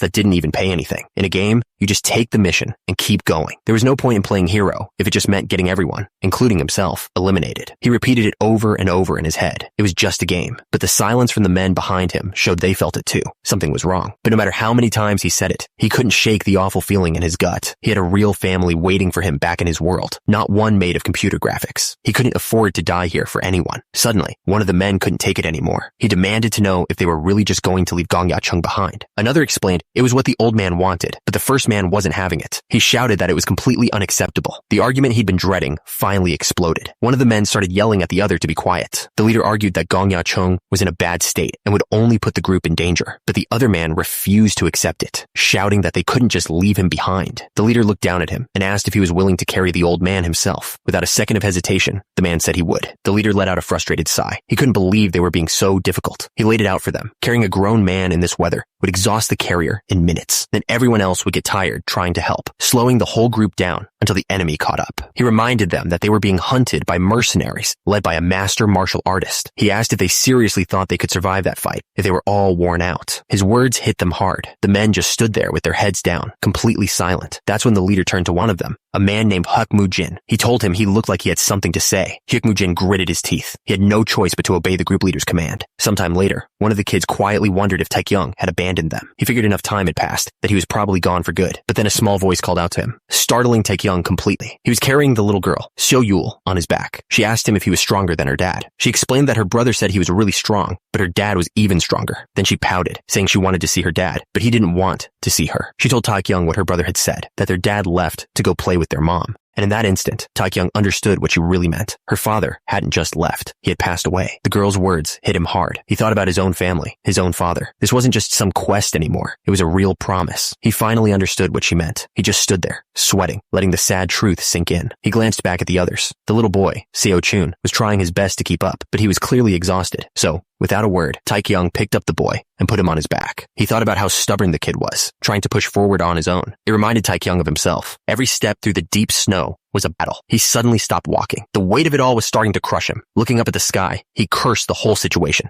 This wasn't a game. It was just cruel. The little girl, Seo-yul, just watched him, her eyes wide with worry. Gong Ya-chung held her, looking completely lost. As Taekyung started walking away, the boy, Seo-chun, yelled out in a panic, asking where he was going. The other men just watched, stunned. They couldn't believe what was happening. But then, Gong Ya-chung's expression changed. He suddenly understood what Taekyung was doing. Taekyung wasn't walking anymore. He was running, leaving a trail of glowing footprints in the snow. He moved faster than any normal person could, blazing a path through the frozen valley. He pushed himself forward, kicking up snow with every powerful step. He was going to get those kids to safety, no matter what. Gong Ya-chung was barely holding on. He was exhausted, breathing hard in the freezing air as he struggled to keep moving. Elsewhere, another one of the men, Han Yup, had fallen on a slippery cliff. A fellow warrior stood over him, looking down. The warrior stared in disbelief, calling out Han Yup's name. It looked like he was about to give up on him. Back with the kids, the boy called out to Gong Ya-chung, his voice full of worry. The warrior on the cliff yelled out in frustration, but then he made a choice. He offered his hand to Han Yup, who gratefully accepted the help. The night passed. Far away, in a dark room, a mysterious figure was waiting. Someone's voice cut through the silence, asking how things were going. The figure took a sip of his drink. He replied that everything was going smoothly and asked about the other person's end of the plan. The man at the desk was discussing someone named Joe Pill, who was apparently causing trouble, but he didn't seem worried at all. The hooded figure explained that the young master of the Jin family was being hunted by this dangerous man. He admitted it wasn't part of the original plan, but he thought it was an even better outcome. The plan was simple. If the head of the Jin family saw his cherished younger brother taken out, he would lose his mind. That would plunge the entire province of Shanxi into chaos. The hooded figure suddenly brought up another point. He said the lower district sect was also involved in the war, which surprised the other man. He explained that their new leader was smart, but it wasn't a problem. Once this was all over, they would take care of that person too. The older man gave him a warning. He told him to be careful, because no matter how powerful someone is, a single mistake could be fatal. Just as he said that, a terrifying presence with glowing red eyes appeared right behind him. The hooded figure froze. The powerful man with long hair warned him to choose his words more carefully. The hooded figure immediately apologized, understanding he had overstepped. The hooded figure decided to leave for now, promising to return if any problems came up. Then he vanished into a cloud of smoke. The powerful man watched the smoke drift away and let out a long sigh. He thought about these mysterious, ghost-like people, and their identities were a complete secret. Elsewhere, another man was sneaking out of a room in the middle of the night. He quietly made his way out, leaving the empty room behind. He looked up at the moon, thinking about how long he had waited and worked for this moment. He stood before the open window, convinced that his time had finally come. Everything he had worked for was finally within his grasp. He was ready to take it all. Hey, real quick, my mom said this channel would get 0 subscribers. If you enjoyed the story so far, click subscribe to watch the next part.